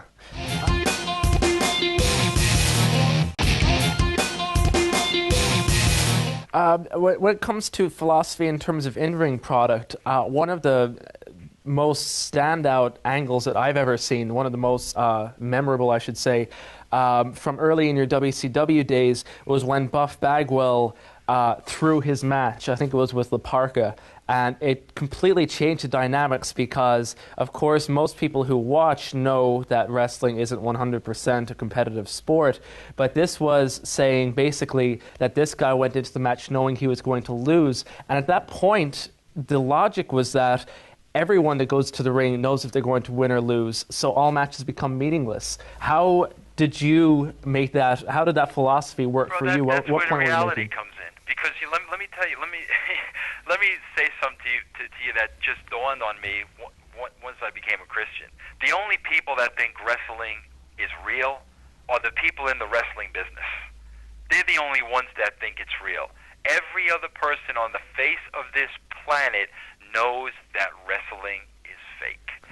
But through the good storylines, through the compelling storylines, through storylines that people can relate to, through characters that people can relate to, that's how the people get sucked in. Does it make That's how the people, you know, become involved, and that's how the people get hooked on the product. But to play devil's advocate, wouldn't it make it harder for people to relate to every other wrestler who acts like they're competitively having a match after they've seen one wrestler say, "I've looked at the scripts and I don't like it"? Doesn't that make it very hard for people to believe?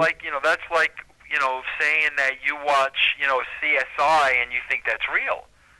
But it'd be like watching CSI and having one of the characters say, I don't like the script here during a scene, and go to the writers in a different set, but have the rest of the characters act like it's still real. Wouldn't it take you out of the reality of it? Well, I'll be honest with you. Okay, even if that's the case, is that going to make somebody stop watching? I should think so. Well, I disagree with you. It's the old. It's the old Vince and Bret Hart Survivor Series story, okay? We were saying everything else was fake, but this was real. That's what we were saying, that Bret screwed Bret. That whole thing, this was real. Everything else you see is fake. This was real. You know what? That was the start of the success in the late 90s for the WWE. That's very true, but how that played out was that Bret and Shawn were having a competitive match, and Vince screwed Bret out of the match. And it wasn't overtly said, Bret was booked to win or Shawn was booked to lose, but the way it played out in front of a naive wrestling public is that Bret may have been in the middle of a successful defense, but we won't know because Vince called for the bell early. So it didn't immediately destroy the illusion, if you know what I mean. It immediately destroyed the illusion when Bret was going out on every, radio show and interview and dirt sheet and everywhere he possibly could talking about it. Oh, it certainly did, but these days wrestlers, and don't get me wrong, I actually disagree with wrestlers breaking kayfabe on radio and all that. Personally, just a personal preference. But, right. But when it comes to the television show, he didn't do that on TV. And if he did that as part of the product where every other character is meant to be real, but he is supposed to be the exception, then there's a conflict there, isn't there? Shouldn't all wrestlers be acting real or all wrestlers be acting like it's fake? Is it difficult to do in between? I don't think so. I just think every case is different. it just really depends on the circumstances. I mean, like I said, since I'm 12 years old, I never thought wrestling was real for 1 second. I mean, never. I mean, the first time I watched it and I saw the Valiants and Captain Lou Albano, I knew it was fake. And I have to believe that's what 99% of the public thinks, and I'm pretty certain of that.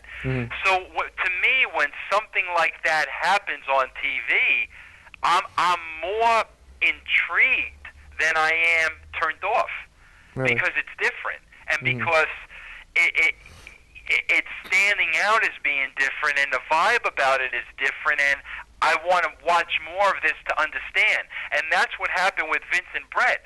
People knew there was something there that wasn't right, and that's what drew the viewers into it, and that's when that right there was the start of reality TV. That interview Vince gave right there was the start of reality TV, and from that day forward is when the ratings started to climb, because we were no longer insulting the intelligence of the audience. We were basically telling them this happened. They didn't quite understand, but they tuned in. They tuned in because they wanted to kind of figure out what really went down. If the Bret Hart screw job was fake, and I'm not saying it is, but I'm just saying for argument's sakes, the Bret Hart screw job was a work, and everybody involved was working, everybody from Vince to Bret on down, what would it lose versus being real if the people believe that it's real?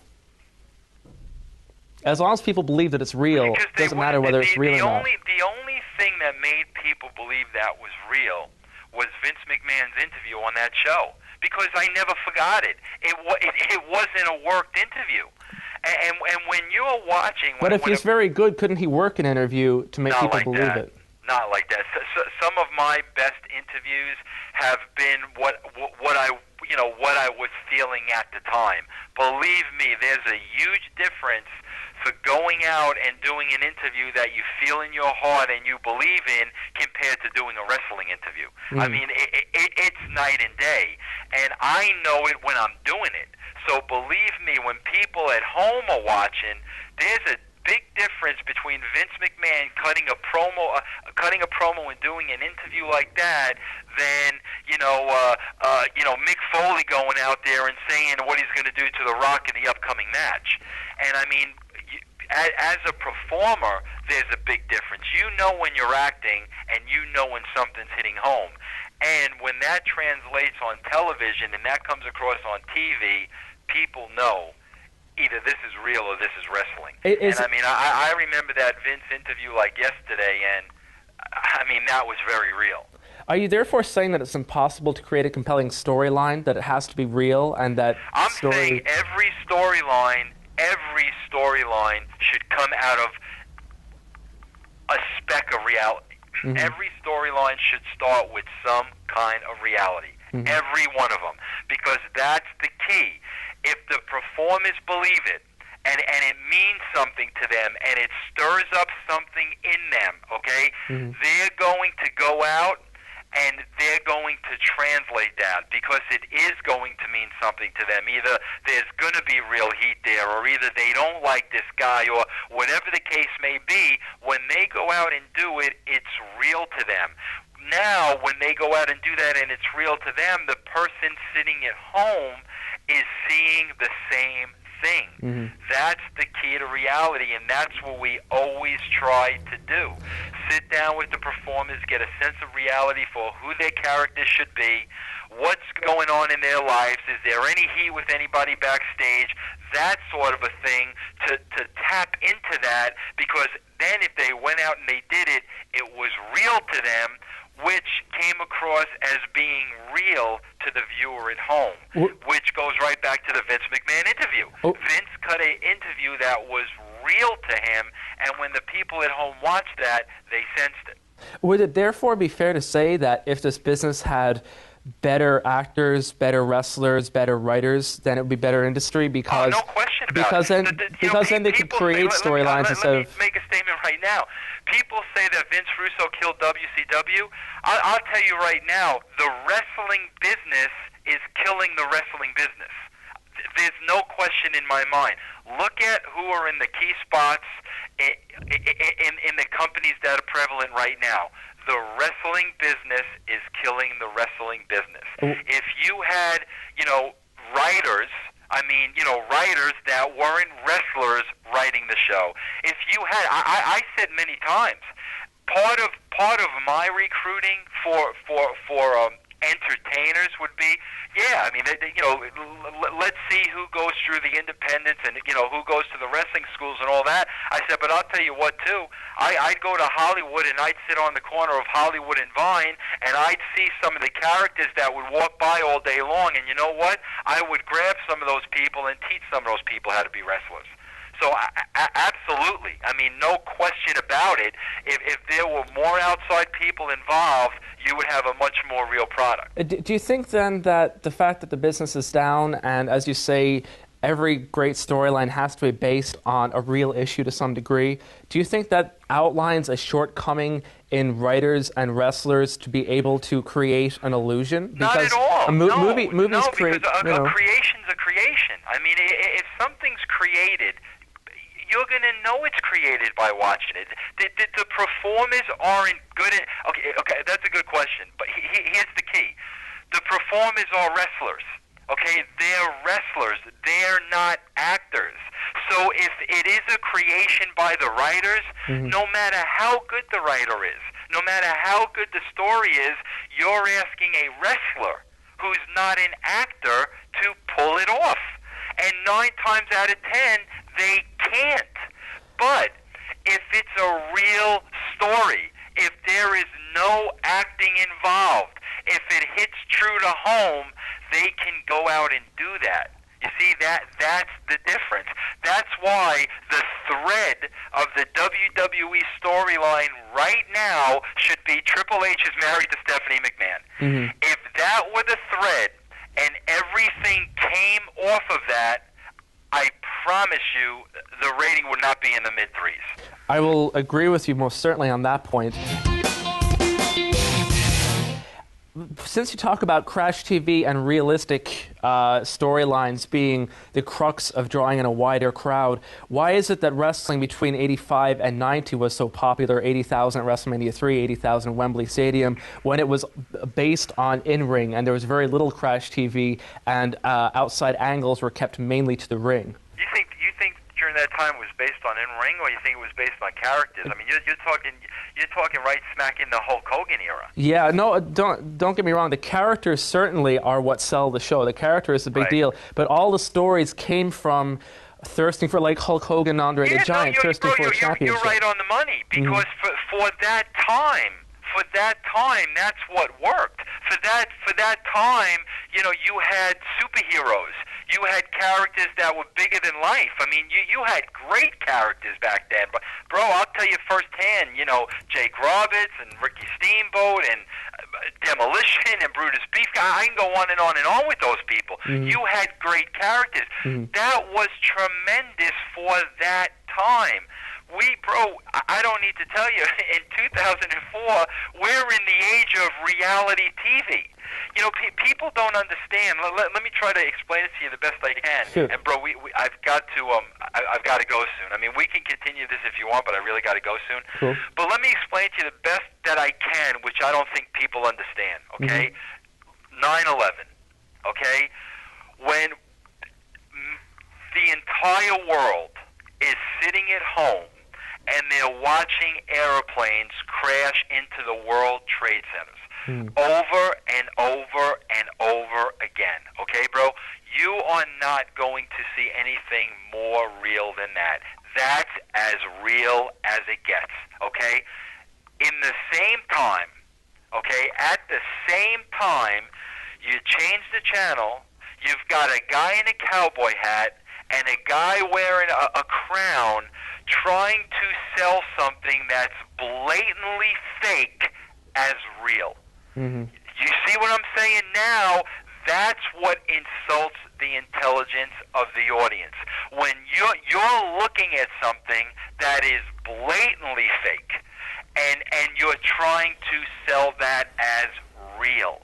So that's why in this day and age of 9/11, seeing the war, in Iraq on television every day, hundreds and hundreds of reality shows, when that's what people are watching every day, that's what your show has to mirror as closely as possible. Because if it comes off as blatantly fake, they're not going to buy it. And that's why, that's why the Stephanie McMahon Triple H story is such a beautiful story, because it's so real. And if you told that story on TV and the politics and, Hunter's writing the show, and, if you told that story on TV, I promise you the ratings would go up tomorrow. But rather than do that, they continue to go through the route of fake wrestling. And today, in this day and age, 2004, people are not buying fake wrestling anymore. Well, our opinions certainly differ on many topics, but Vince Russo has come out here and been very candid with us on his opinions and his exceptionally profound contributions to the wrestling business. I would love to talk about VinceRussoForgiven.com and a series of other topics. Will we pick this up someday?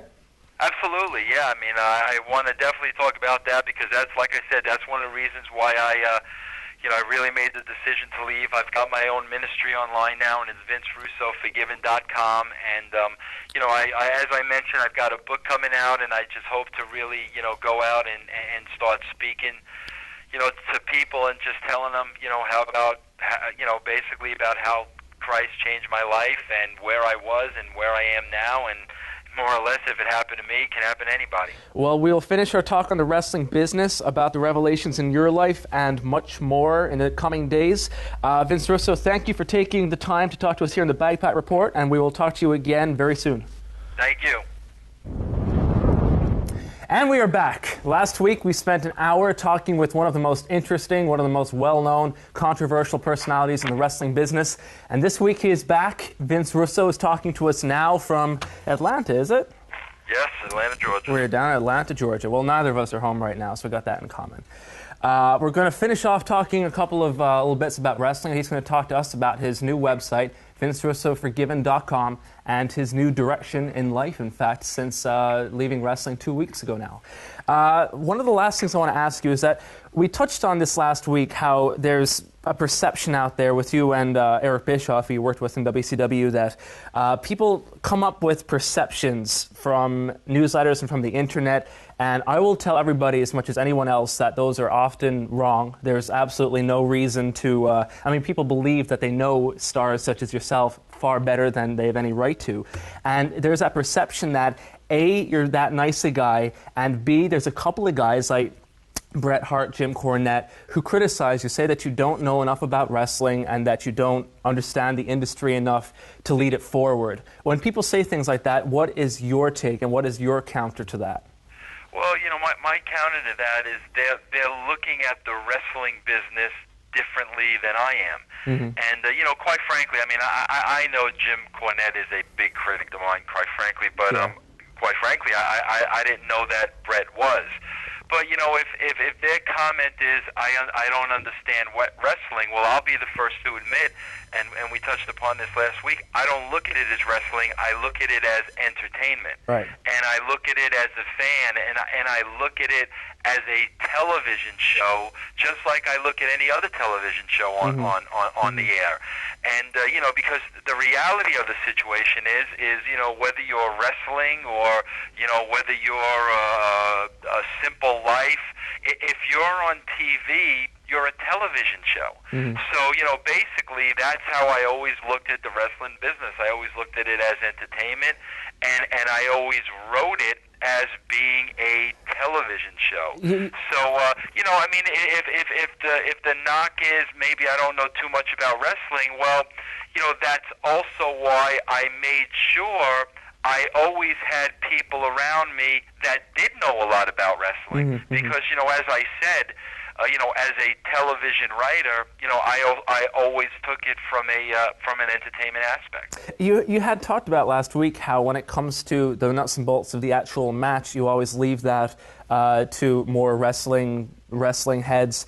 Who did you find the best to work with when you were putting a match together? You'd say, right, here's the story going in, coming out, the angle. Now for the match, who would you like to work with to put the actual match together? Who were the guys you felt were best to work with? Quite frankly, I never put the match together. And I never really, I very rarely worked in putting the match together. What I would basically do would be just kind of tell an agent of what we needed for the finish. Yeah. Because the finish is going to determine where the story goes, from here on in. So basically, with the agents I've worked with in the past, it was just a matter of, okay, guys, this is how we need the match to end. However you want to lay it up to that point is fine with me. I suppose, what I was asking is, did you have favorite agents that you looked on TV and thought, this guy gets what I'm about, or did you not even really process that part of it? I'll be honest with you, I really didn't process the part of it, and that's only because, I had 100%, absolute confidence in what the agents did. Right. The agents were wrestlers. So I had absolute confidence that, okay, these guys know wrestling, they know how to lay out a match, I don't have to worry about that aspect of it. And again, which goes right back to what Cornette and Bret Hart said. You're right. I didn't, worry about the wrestling aspect of it because there were other people that did. What my job was to worry about the entertainment and the television aspect, which they didn't. If you can understand that. Yeah. Do you agree with Vince McMahon? I think one of his famous quotes a while ago, and of course for someone in his position, this is quite a funny thing to say, where he said I'm paraphrasing here, but it's something along the lines of the only thing wrong with the promotion is that I can't take the word wrestling out of WWE. Oh, absolutely. Vince and I people don't realize this, but when we were at our peak, Vince and I, our inside joke was we're not going to be done with this until a wrestling ring no longer exists. And again, if you go back to the 90s, the late 90s with the success, people don't understand there was very, very little wrestling. It was storyline driven. And, again, we talked about it a little last week, but, you had something that the average person, not the average wrestling fan, but you had something that the average person could relate to, and that's when that's why it was so successful. Now that they've gone back to wrestling, well, that's the reason why you've lost that entire mainstream audience that you once had. Well, for my money, I'm a wrestling guy. I was sort of brought up on the dungeon style ethics of professional wrestling. For my money, as a fan, with someone with a different opinion, I don't think business would have been as good in that era and pay-per-views would have been as popular if Steve Austin wasn't delivering excellent 25-minute main events for each pay-per-view in 98 and 99. Do you think that, in that case, that if the main events, if you had a lesser wrestler, but someone with just as much charisma as Steve Austin, that it still would have worked as well with the same storyline? I do, because, and again, no offense to you or any wrestling fan out there, no offense at all, but the mainstream audience, and what I'm talking about is that entire audience that wrestling has lost. They didn't see that. The mainstream audience, quite frankly, they don't know a good match from a bad match. They really don't, because they're not watching it for that. They're watching it for the soap opera. They're watching it for the entertainment. They're watching it for Austin McMahon. They're watching it for Mick Foley and Sacco. That's what they're watching it for. So, the answer to your question is no, because, like I said, the majority of the people we were drawing at that time, didn't know a good match from a bad match. Well, there's certainly a lot of substance to that point.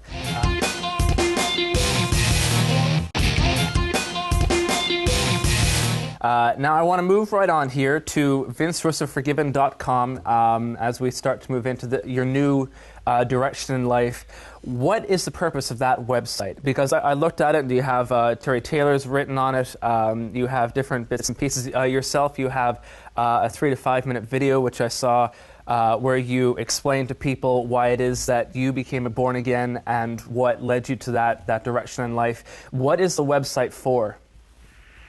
Well, I think the website is really to try to tell people and try to explain to people and try to make people understand that there is just so much more than the everyday life that they see in front of themselves and they deal with every day. It, as a matter of fact, in my opinion, that life means nothing. And I mean, that life and the life that we all lead and the life that we're all going through right now is basically practice for where we ultimately want to wind up. And I think I can say that better than anybody because being in the wrestling business for 13 years and just things that, you know, meant the world and, you know, I mean, things that just, you know, means everything to people in the wrestling business and the fans and things that meant the world to me in the wrestling business. I look back now and it's almost sad because those things mean absolutely nothing. And I had to go through that process of living that life and being in that situation for 13 years. And I'll be honest with you, a good majority of them were miserable years, only for me to finally realize, you know, this isn't what it's all about. You know, there is something else out there that we're all supposed to seek, and until we start to seek that, we are never going to have fulfillment, or we're never going to have happiness. And, you know, like I said, if you would have told me, you know, 14 months ago or a year and a half ago that, you know, Vince Russo would have became a born-again Christian and had, a website dedicated to God, I would have been the first one to laugh in your face because I was the guy that was so far away from God. I honestly, a year and a half ago, I honestly couldn't have even told you the story of Jesus Christ and who he was, and I had no idea because I didn't want to know because I was so consumed with everyday life and everything was so important and everything meant the world that what really did matter and where I was going to find peace and contentment, I didn't have a clue at that point in my life. And so basically, if I could just make people through the website realize there is something else out there, and if you're, you know, if you're married to a great woman and you have children that you love and you have a great job and, you know, you make good money, if you have all those things and there's still something missing, well, you know, you need to really take a good look at that and try to understand what it is that is missing. Now, on the website, a couple of things that I read here, which I found interesting. There's one quote about your work back in WWE and your retrospect on it now, where you say that we simply hid behind the excuse, I'm not writing this show for kids. But the fact was kids were watching, they were watching, and we knew it. That's why we were shipping out Stone Cold Steve Austin lollipops by the truckload every week. Do you think that wrestling, as someone in your position now, is it something that turns you off? And do you actually look back on perhaps like the late 80s wrestling and things like that and actually think, God, you know, if that was still on TV, I would prefer my children to see that? Is it? Do you get that kind of perspective? Well, I think wrestling can be written in a way that would be acceptable and that could draw the masses. I mean, there's no question in my mind, and we touched upon that, you know, a little bit last week. Yeah. But I mean, I'll be honest with you. Even though, you know, at that time when I was writing the television and I didn't have God in my life, I had a conscience. A conscience, and I believe now that the conscience was God, because I'll be honest with you, I wasn't writing a television show for kids, and I never claimed to be. I mean, we were on television from 9 to 11, and I was writing a show for the television viewer who was primarily watching television at that time. Now, I'll be honest with you. You know, it was, you know, again, Vince McMahon's decision to, you know, sell Stone Cold Steve Austin slip and slides and Stone Cold Steve Austin lollipops and, you know, stuff that was blatantly being sold to kids. And I had that conversation with Vince. And I said to him, Vince, this isn't a show for kids. and I'm not writing a show for kids. And if you continue marketing WWF products to kids, that's where you're going to get yourself in trouble. And I told them that. And as a matter of fact, I was even at that point, I was put in meetings where they were talking about new WWF products that were coming out. Right. And I more or less would sit there as the guard dog saying, well, I'm sorry, but that's geared towards a 5-year-old, or that's geared towards a 10-year-old. I did that for a while at the WWF. Right. So, quite frankly, from where I stand now, I know that you can write a television show that's acceptable to family viewing, but at the same time can also draw you a rating. One thing that's often said about this current generation of wrestling fans is that so many of these fans, including me, became fans back in the 80s when you had the Hulk Hogan characters and that style of cartoon-style, superhero-style wrestling. And, of course, now that generation has grown up and we're in our 20s and our 30s.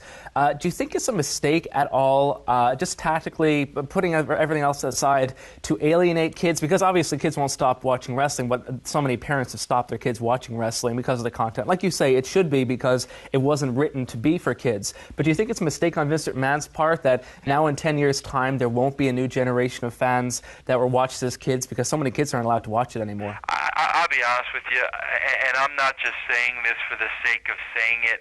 I wouldn't be surprised if 10 years from now there wasn't a wrestling business. Really? I really wouldn't, because, like I said to you, the comment I made last week was the wrestling people are putting the wrestling business out of business. It's blatantly clear. When you have a guy like me, who, I'm 43 years old. I probably started watching wrestling when I was about 12, so, you're looking at over 30 years now. When you have a guy like me who cannot even sit down and watch a wrestling show anymore, man, that's bad news, because there was you did say, though, that you never really watched the matches, though, so maybe different people watch for different reasons. Well, what do you mean? What do you mean now?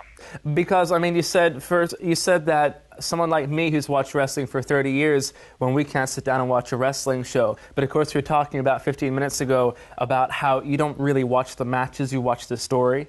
And, of course... Yeah, but whether I watch the matches or the story, when I would watch wrestling, I would sit down and watch the whole show. Right. I mean, that's what I'm saying. I mean, I would sit down, and watch the show from beginning to end. There were some things I liked and some things I didn't like, but what I'm saying is, now I won't even turn on that channel. I mean, that's how alienated, this wrestling fan has become. And, again, it's a lot of what we talked about last week, and when you have people in the wrestling business that have been in the wrestling business for 20 years that are writing your show and that have no idea, what is going on in the world around them today, slowly but surely, if you continue to do that, your product's going to be dead. And I honestly believe that. My heart wasn't on the same page as my genius. Can we separate these here? And what do you think defines you in terms of the Vince Russo genius, your ability to write? What is the defining element of what you do that makes it that? And how was it that your heart couldn't negotiate with that? What was the comment again? It's from your website. My heart wasn't on the same page as my genius. And I'm curious as to what you define as that genius. What special attributes you think make you approach it? It's so simple. And that's why, I'm not here to, I'm not one to, put myself over and say I was the greatest writer and what a genius I am and nobody's better than me. But because it's simple. And it's this simple. Every character that you create or that you write for, okay, how you have to do it in order to be successful is, if I create the character now, okay, me, I know who that character is. So now the key to writing is, when you write for that character, whether it's Austin, whether it's Mick, whether it's Rock, whether it's Al Snow, whether it's Bob Holly, whoever that character is, you have to now step into the boots of that character, and that character, has to make every decision or every action based on who that character is. So in other words, when I wrote the show and I was writing for Austin, my mindset was always, okay, what would Austin do if this happened? Mm-hmm. What would Austin do if that happened? How would The Rock react to Austin if Austin said this to him? So it's a constant situation of putting yourself in the shoes of the character and making the response be as genuine as possible. Like, for instance, my last run in TNA, okay? Vince Russo, the character, was going out and saying and doing things that Vince Russo, the character, would never do or say. Right. So now when you're at home and you're watching this, if the character playing the part isn't feeling it, well, you watching it at home certainly aren't going to understand it. Mm-hmm. So, I mean, there really is an art to putting yourself in the shoes of the character and reacting as that character would truly, truly react. That does not happen today. And that's one of the biggest flaws of any wrestling show that you'll watch. That's actually pretty much my follow-up question, is that so much of the media today says exactly that, is that apart from the top couple of characters, even that and a lot of critics say that, the top couple of characters in TNA or WWE know what their character's about and they have enough pull that they can protect it, but that the people writing the shows, and of course in WWE that seems to change every couple of weeks, don't understand how important it is to have an individual with an autonomous frame of mind and a personality that speaks to itself. And you know why that is? Why is that? Because they're not writers. They're not writers. They're wrestling people. Mm. There's a huge difference. And again, that's not a knock on them. Mm-hmm. They're wrestling people, and I'm not a wrestling person. I surely don't have the expertise and the knowledge that Jim Cornette has when it comes to wrestling. I surely don't. But the bottom line is, I don't make believe I do. Right. I don't have it, and I say I don't, so what I do is I put that in the hands of Terry Taylor, or I'll put that in the hands of somebody that does.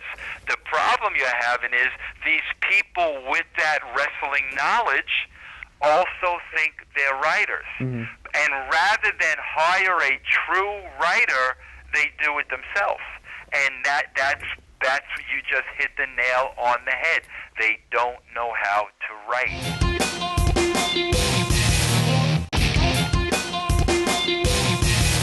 An irony right now is that the last couple of years WWE has put out a lot of, and again, I'm not trying to harp on WWE's case here, but this is the way it is right now. But the advertisements they put out for new writers have all listed various credentials from going to college, about maybe having some experience in Hollywood or here or there, but not actually being in wrestling. How do you reconcile that? Because of course, people who are responsible for the show, the McMahon family, are wrestling people, but the people under them, by and large, know very little about wrestling, which is a very strange dynamic, because it's someone who doesn't really understand wrestling writing it, and then being filtered through someone who does know wrestling. And do you think that works even worse? No, not at all. Not at all. You can't be a you can't be a writer in the wrestling business and have no idea of the wrestling business. Right. You can't. You have to know and understand the wrestling business. In my opinion, you have to or had to have been a fan of the wrestling business to understand, first of all, what the wrestling business was all about. Also, you've got to understand and think about this. When you have a writer coming out of school, 22 years old, 23 years old, 20 years old, whatever, when you have a writer coming out of school, how much life experience do they really have? Mm-hmm. I mean, and I'm telling you, that plays a big part in it as well, because when I was writing in the late 90s, I was in my mid 30s. Mm-hmm. I wasn't a kid just coming out of school. Mm-hmm. So I had lived a lot, and I mean, you know, I was married, I had kids, I was able to look at stuff, you know, through the eyes of my children, and I had a lot of life experience which helped me create characters and put characters in certain situations. When you're just coming out of school, and I mean, and you're a writer and you're green behind the gills, number one, if you don't understand the wrestling business or aren't a fan of the wrestling business, you've already got a problem. And number two, if you haven't experienced life to some level, I just don't know how you create a character like a Stone Cold Steve Austin that, you know, 30-something and, you know, hates the white-collar world, and I don't know how you do that if you're 22 years old. I was able to do it because I lived it, you know? Right. In retrospect now, there's so many controversial angles, which at the time had some people jumping up and down. Other people said that this is great, and one way or the other, many of them drew very good ratings. Things like, and again, I'm not sure if you're directly involved in these or not, you can tell me, things like the Hawk suicide angle, the Undertaker cross, which of course is very ironic that the Undertaker had a cross, which they of course called a symbol that he would hang people from. And they did it again in the last year, I'm sure. Much later. What kind of a hand did you have in creating these? And at the time, did you personally, for whatever your involvement was, did you have a sense of, you know, maybe we should pull back on it, or were you completely the opposite, and that's what led you to turning around so strongly today? I was completely the opposite. You know, and again, you know, there are the critics out there, but if you want to break it down to it as simply as I can put it to you, I had a job just like everybody else has a job, just like you have a job, just like everybody goes to their job every day. My job was to do one thing and one thing only, and that was to get the highest ratings possible I could for Vince McMahon. And that's what he was paying me to do. And quite frankly, back then, I was willing to do that at any means necessary. And I'll tell you why one of the reasons was, to be honest with you. One of the reasons was because there were a lot of people rooting against me. And there were a lot of people wanting Vince Russo to fail and wanting Vince Russo to fall flat on his face simply because Vince Russo wasn't one of them. And what I mean by that was Vince Russo hadn't spent 20 years in the wrestling business.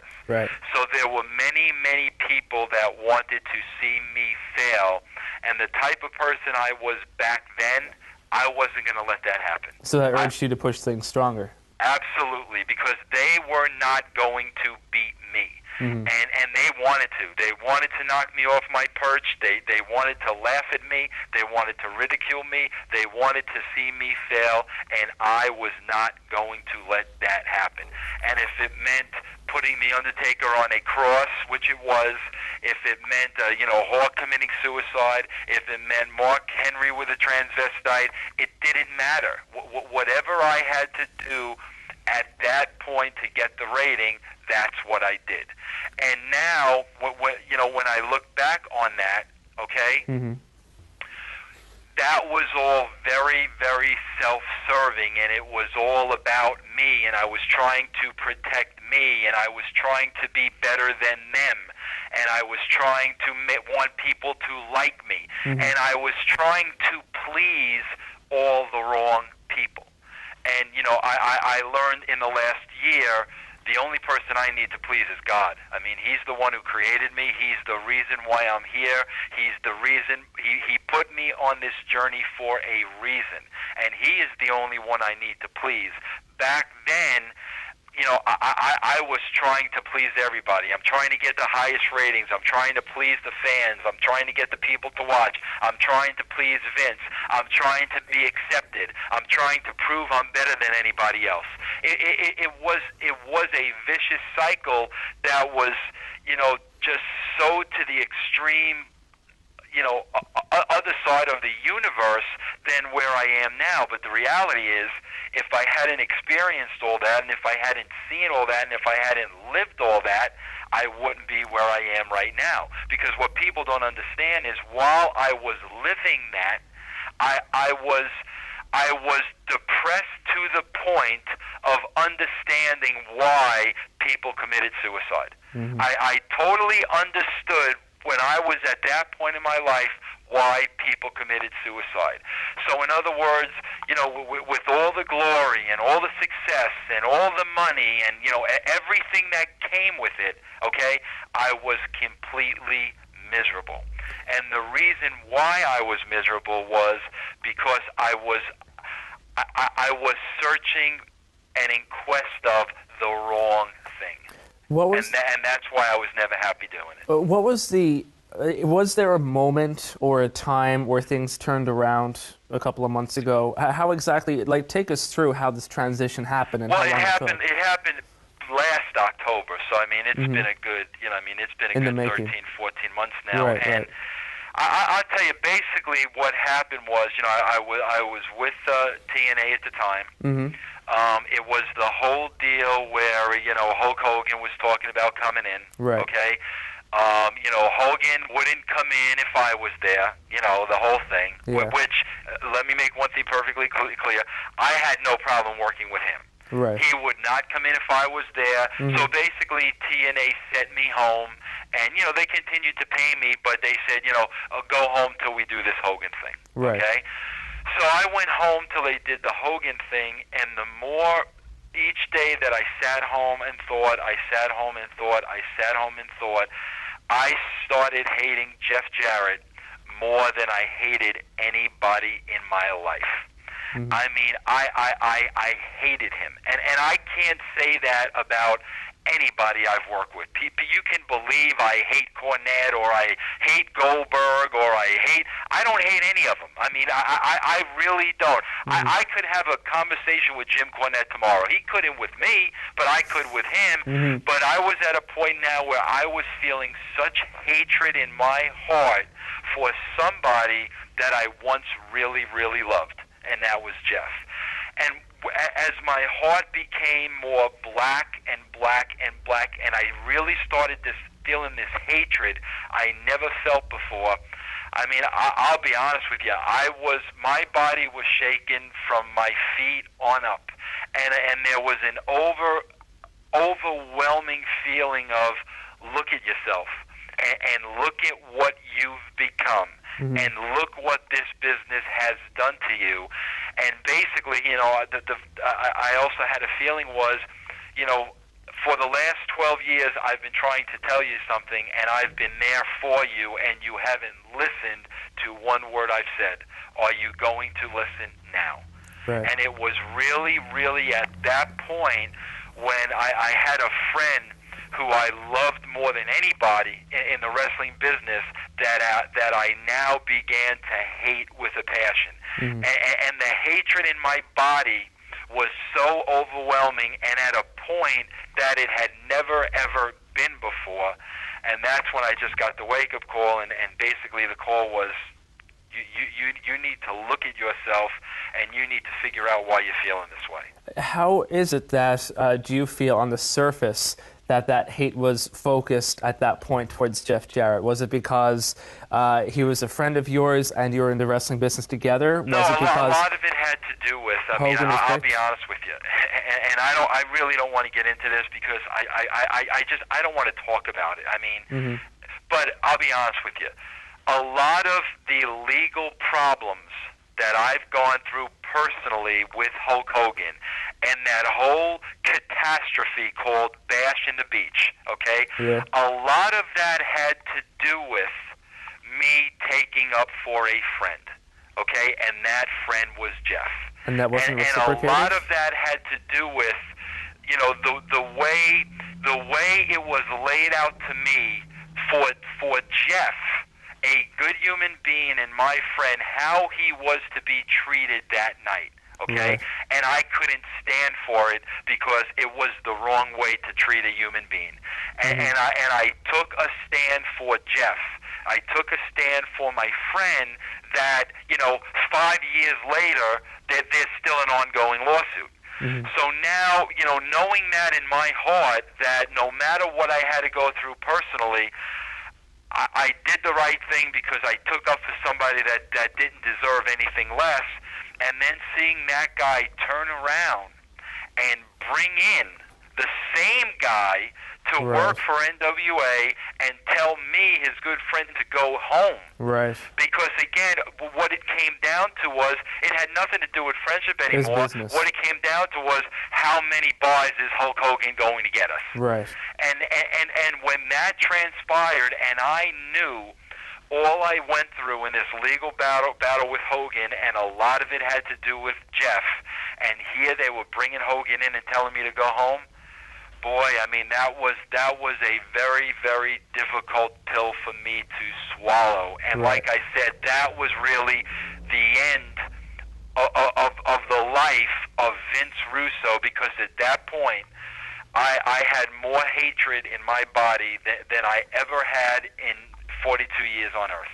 And that was the end right there. The bottom line is, once I became saved, which was right at that point in time, once I became saved, I forgave Jeff 100%. And once I became saved, it didn't mean anything to me anymore. It meant nothing to me anymore. And a lot of things, once I became saved, a lot of things that meant everything to me now meant nothing. Absolutely nothing. I became a totally different person. And what happened was, when I became saved and I was still working in the business, the negativity that I always saw was now magnified 500%. Like your eyes are wide open? My eyes were wide open, and it was very, very difficult for me as a Christian to still be able to function in that environment when that environment had not changed at all. And that's what it really was. I mean, it was I was a totally different person working in the same exact place, and the new me just couldn't be a part of that business anymore.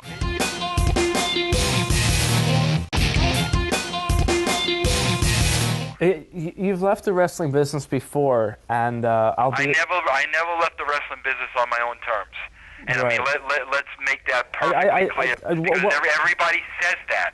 I thought there was stop me if I'm wrong here. I thought there was a statement a couple of years ago before you went to TNA about you leaving the business and not wanting anything to do with it anymore. No, I mean, I probably wrote something like that, feeling that way at the time.